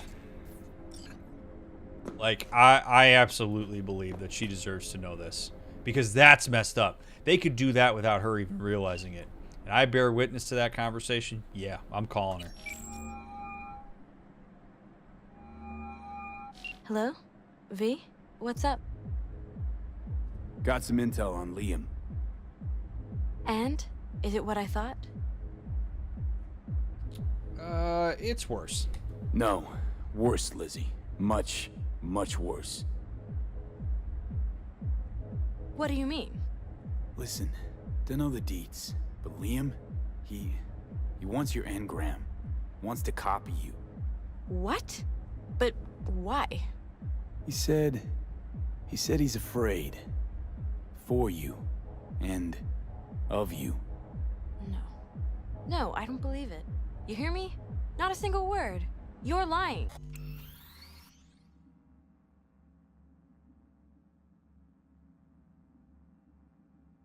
Funny, the first thing I thought of is I remember there's like kind of an old adage about New Yorkers where the only people that are allowed to talk shit about New York are people that live in New York. Like, people from New York will just they'll talk about how awful the city is and all the dumb shit they have to deal with, but then if somebody who's not from New York starts shit talking New York, they will like pile on. There's a little bit of that kind of thing going on here, right? Like, where she's like, no, I'm the only one that's allowed to see bad shit going on in my relationship. You start shit talking my relationship, I want nothing to do with that. I'm going to fight against you.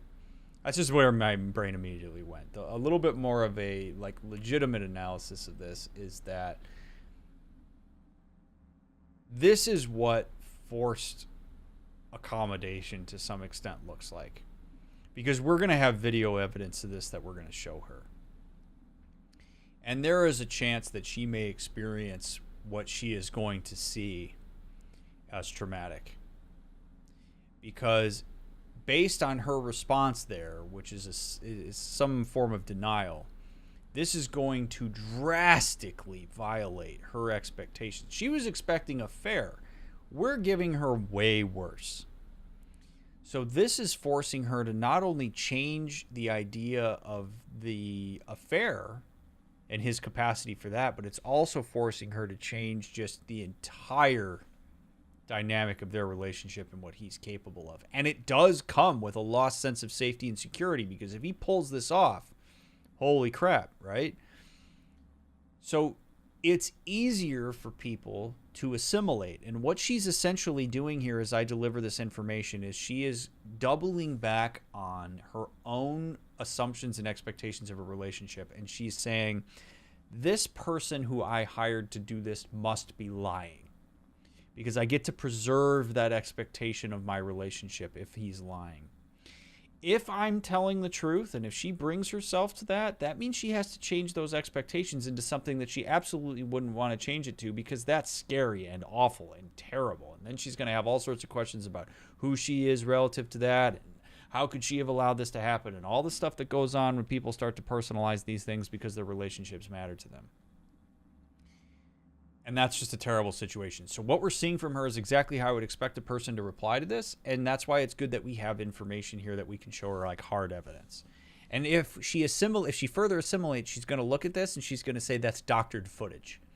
If she's open to accommodation, she's going to take that footage and say, oh my God, I actually have to change my expectations. And she may be traumatized by that. So let's see. Got the data to prove it. Here, listen for yourself. No. It's... No. Fuck!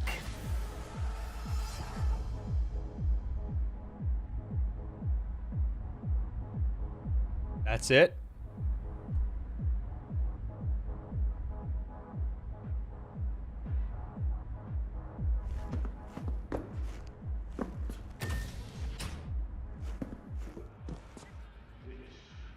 That's it? That's all we get?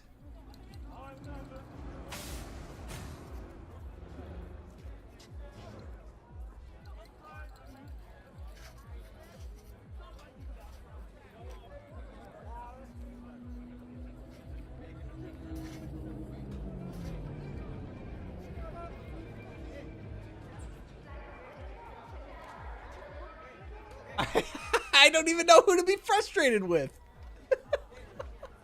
That's all we get. She didn't even pay me.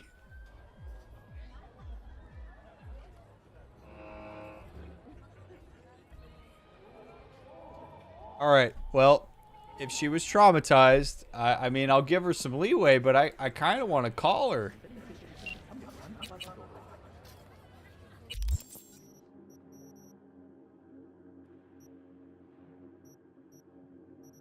File transfer. Oh, maybe she did pay. Oh, she did pay me. I want to call her just to see if she's okay.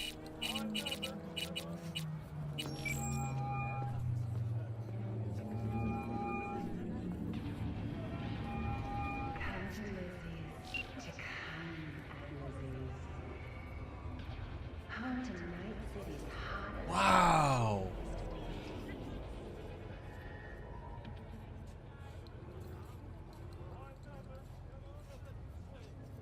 You know what's interesting about my reaction here? I don't know how many of you watching this are sharing in this reaction where you feel like you've been just left in the lurch.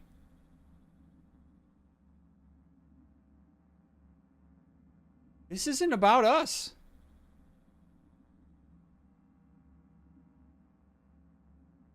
This is about her. My disappointment that I don't get to see the result of this, I think to some extent, is me being selfish. It's my own curiosity about the moment. But like in reality, if she doesn't want to let me in on this, I did the job. I gave her the info. It's not my relationship to be any more further invested in than that. Like, I gave her the information she needs to make whatever decision she's going to make. So this isn't about me. Like, I got to drop this. My calling her was more about my anxiety than it was about taking care of her. It was about me trying to get her to reassure me that she's okay. And she doesn't owe us that. Even I'm susceptible to that kind of thing. I mean, I help people through this kind of stuff all the time. I talk about this. I teach about it. And I'm susceptible to it. That was more about me. I fall prey to that too. But she doesn't owe us reassurance for the fact that she's okay there. We did what we were supposed to do. Now this is me investing myself in her relationship beyond what I was just telling you all that I didn't want to be part of and that I wasn't a part of. Now all of a sudden we get this information. I'm very invested. But she doesn't need me to be. She put boundaries up. I have to respect those boundaries. So I'm not going to call her again. If she calls me, cool. But like, that's not fair for me to expect that I get to have that information, that I get to have resolution to that. It's on me to sit with the anxiety of that and to walk myself through a narrative that's going to allow me to go about my day, which is what we're doing right here.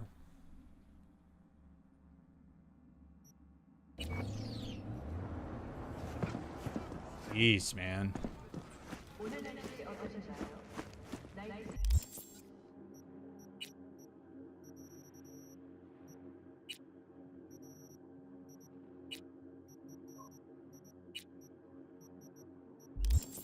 I'm going to use this as an opportunity to just say, if you were watching the VOD, thank you so much for taking the time to hang out.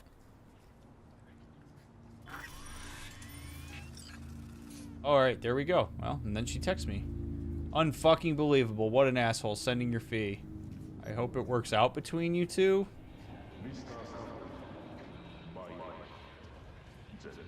I mean, I don't know how it could. I mean, I guess I could hope that. Don't mention it.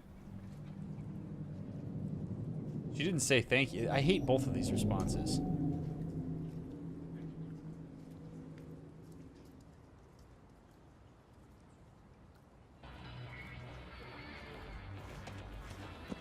Okay, as I was saying, I really appreciate all of you being here. Thank you for supporting my content. Those of you that are here live, thanks so much for being here live and chatting with me while we play this. If anybody's watching the VOD and you do want to see what chat's saying, there is an unlisted VOD playlist where you can catch this and see what people were saying in chat. But if you're here watching the VOD, thanks for watching the VOD, making it this far. I want to say again, those of you that support the stream by becoming members, by hitting the join button down below, thank you for doing that. If you send a tip through the Stream Elements link, or if you purchase merch at drmickmerch.com, thank you for your financial support of what I do. It goes a long way to making sure that I can get this content out in a timely manner, and it just kind of helps the stream move forward, so thank you for that. But I will always make sure that this is free for you to access. If you've learned something about yourself, or if there's anything you want to share about your experience of this episode, I would love to read a comment. If you want to leave one on the channel, and make sure you give a thumbs up if you haven't already, particularly if you've enjoyed this episode. Where do I want to go?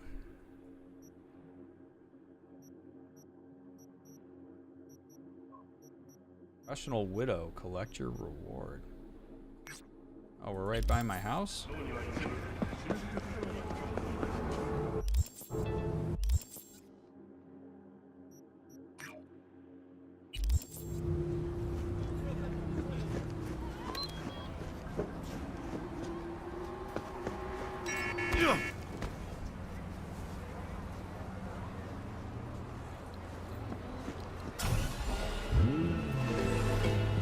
Just got hit by my own car.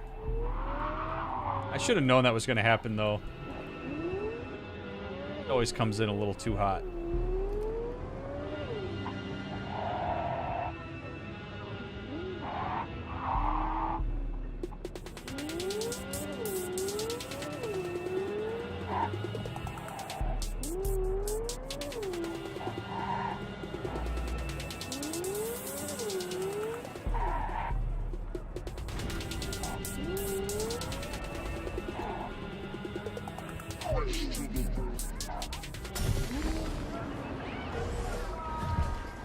Let's go to my apartment. It's skill. It takes skill to get ran over by your own car. Yeah. Well, I'm skilled. What can I say? Speed loans. 31.1% APR. Your neighbor already called 31% APR. Oh my god.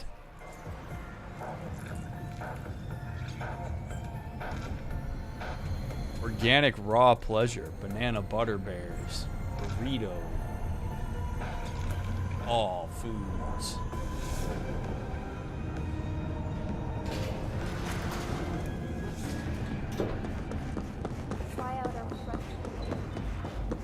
Oh my god, this is a world where predatory loans are totally fine.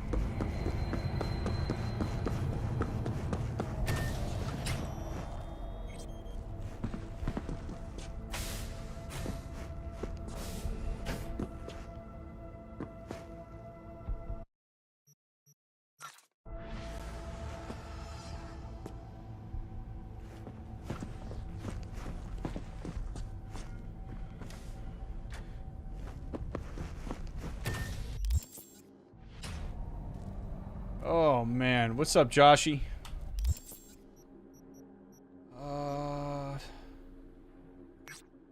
Wait, we got another side job? I wonder who it's for. Let's go see. I'm honestly hesitant to call Brigitte.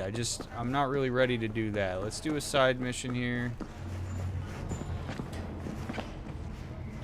Who's this guy? What is this?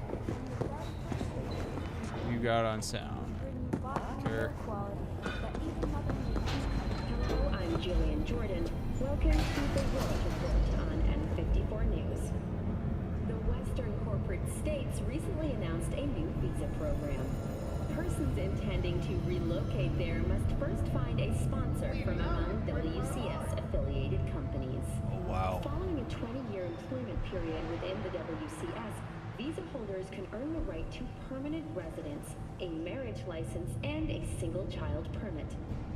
In Northern Europe, the humanitarian crisis has worsened. Refugees from flooded regions in Belgium and the Netherlands continue to pour into Scandinavia. Sweden has responded with force, sinking over a dozen refugee vessels in recent weeks. Despite humanitarian efforts, nearly 60 people have been killed. Have we found heaven on Earth? Permanent human settlement on Antarctica is celebrating 10 years today. A wealth of natural resources hidden under the ice has spurred on the continent's rapid economic development. Though some environmental degradation has occurred as a result, inhabitants of the South Pole are still enjoying life as Antarctica's first dollhouse was recently opened. But perhaps most appealing to locals and newcomers alike is the astonishingly low crime level. Antarcticans enjoy a murder rate of only 70 per 100,000 residents. Thank you for watching N54 News. We'll see you next time. Oh my God.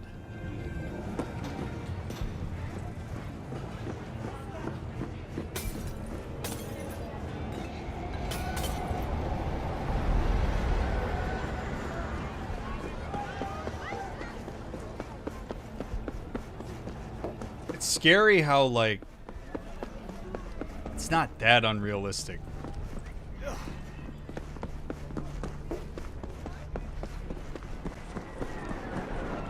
Our brains are gonna be our demise, man. I tell you, no! The Arasakas are no ordinary clan. They're not even human!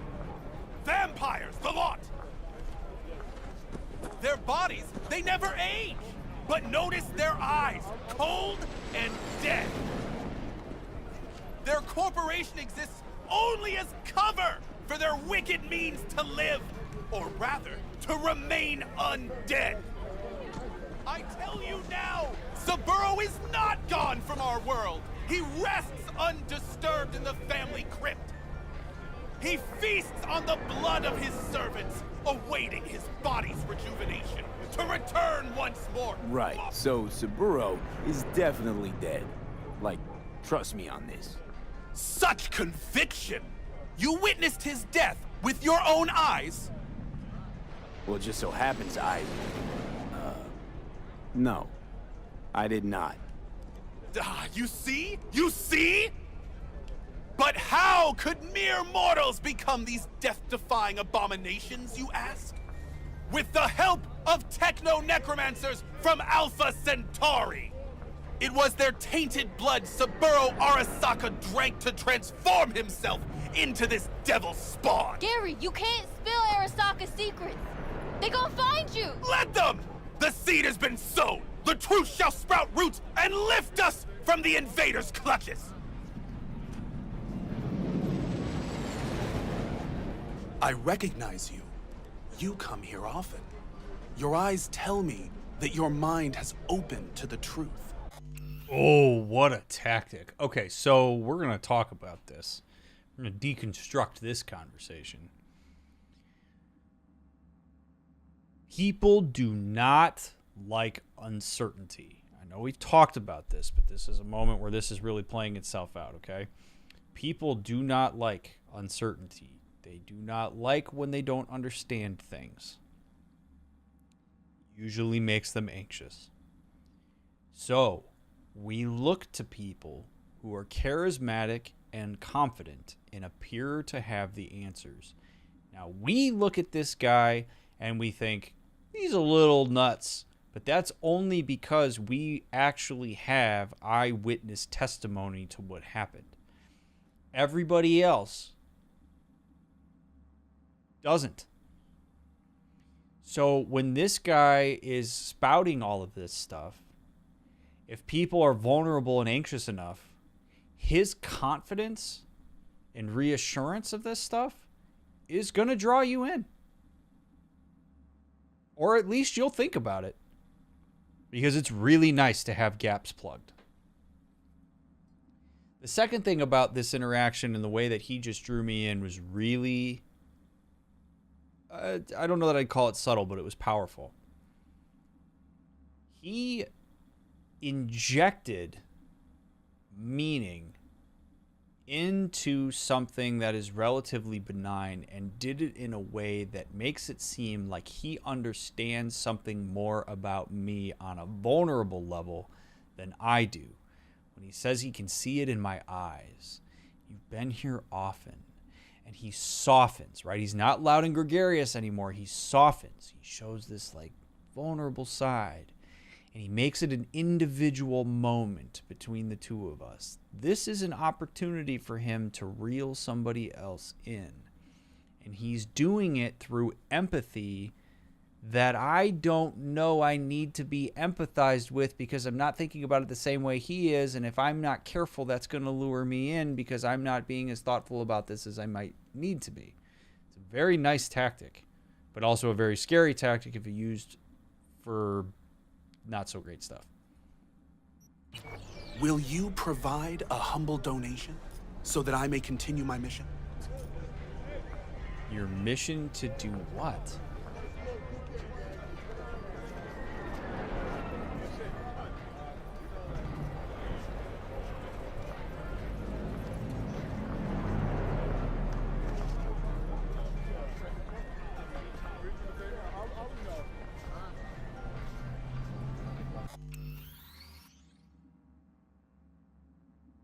I can kind of appreciate what he's doing.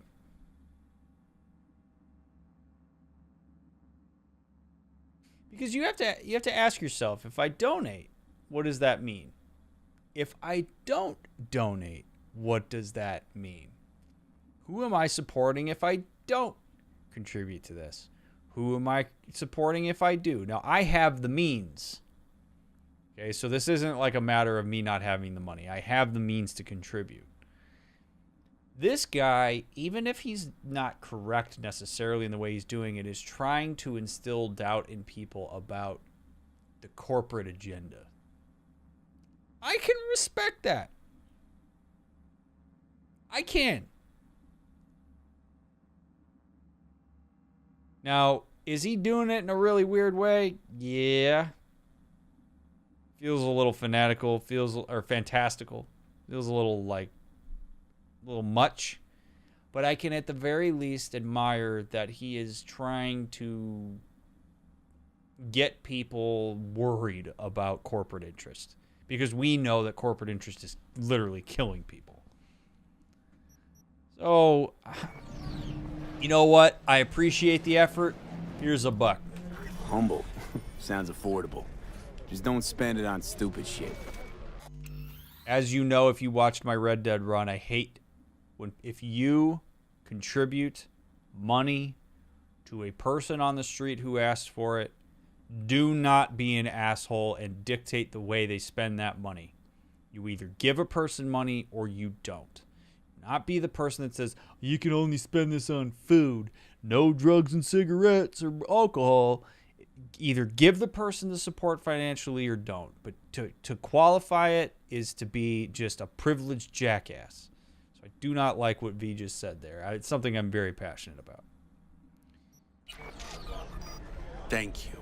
This has bought me a day or two. All right, well, I wish you the best of luck, man. If you turn a blind eye to their existence, they have already won.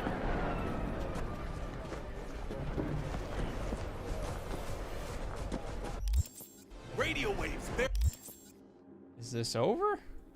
Did I complete the mission?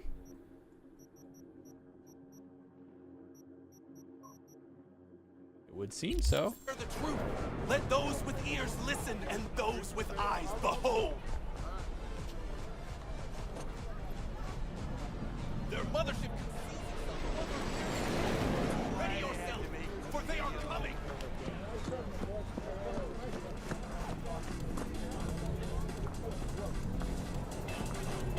Before it is too late.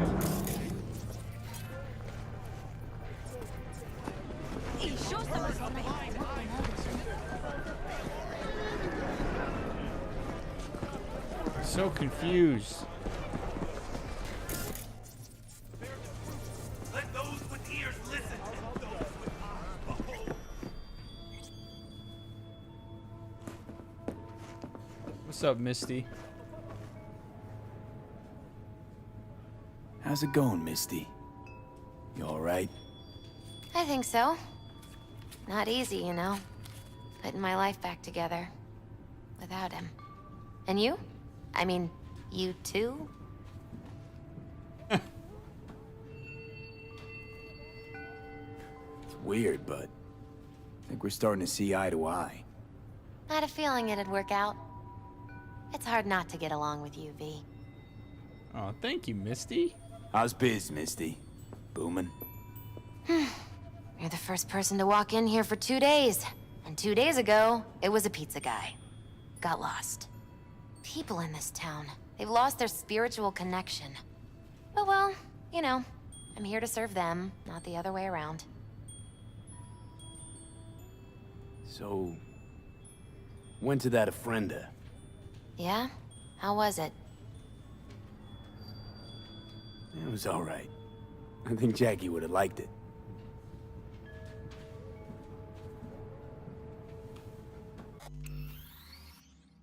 Misty usually says stuff. Her avoidance of saying anything there says to me that that's still a very vulnerable subject. See how she kind of like looked up? She looked at us as if to say like, yeah, but I'm not going to go there. It's still raw. And I only say this because sometimes you learn a lot about people, not just through what they say, but through when they don't say anything. And that was a nice little subtle version of that. Thank you very much, Vilkuth or Vilku, Viku. I hope I said that right. But thank you, appreciate it. How's it going with Mama Wells? V, I was with Jackie, not his mother. We're both grieving, sure, but I think it's better we work through our grief far, far away from each other. Fair enough. You ever run into a guy who calls himself a Zen master? No, but I've heard of him. He try and give you some meditation BDs? Uh-huh. Then he disappeared. All I found was his clothes. And that worries you.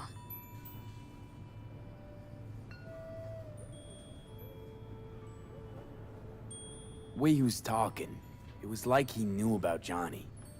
He didn't say anything directly, but... Maybe you just took his teachings too close to heart. Yeah, maybe. Any case, if you see him again, send him to me. You want to meditate too? No, want to read his tarot. Jackie gave you these cards, right? I remember when he asked me to help him pick the right deck. Mm-hmm. He picked just the thing for me, too. I feel a real connection to this deck. We could lay out a spread for you now, if you like. Let's do it. Yeah. Why the hell not? Focus on the recent past and what you expect in the future. The Wheel of Fortune, reversed. You'll meet some setbacks in the future. Consequences of poor decisions. Obviously. Justice reversed. Be very careful with those you meet. Not all will be worthy of your trust. The High Priestess. Do not seek simple answers. Be open to your intuition, your subconscious, your dreams.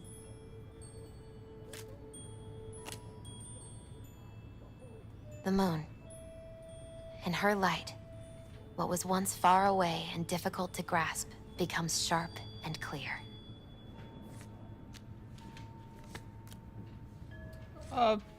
That doesn't do anything for me, but thank you, Misty.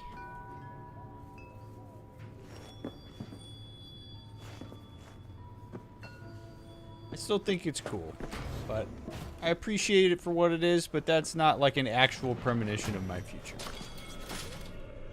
And I don't need to talk to Vic. Seems like this mission might just be bugs. Hey, there's a customer. Alright, Gary passed out. I think that is probably a good stopping point. So, VOD watchers, I would like to thank you for making it all the way through part 28 with me. I know it was a lot of side quest stuff, but we had some cool conversations as a result of it. So, thank you all for taking the time to watch. Please share it if you think there are people that could benefit from watching these videos. Make sure that you like, make sure that you subscribe, make sure you leave a comment if you feel inclined to do so. And again, thank you for any financial support that you may have sent my way. I really appreciate it. It helps the stream go around. We will pick up again in part 29. I'm not sure what we'll do. Maybe we call Brigitte, maybe we don't. We'll see. But I have enjoyed this playthrough a lot, and I'm really grateful that you have worked through it with me. So, catch you in part 29. Thank you very much for being here.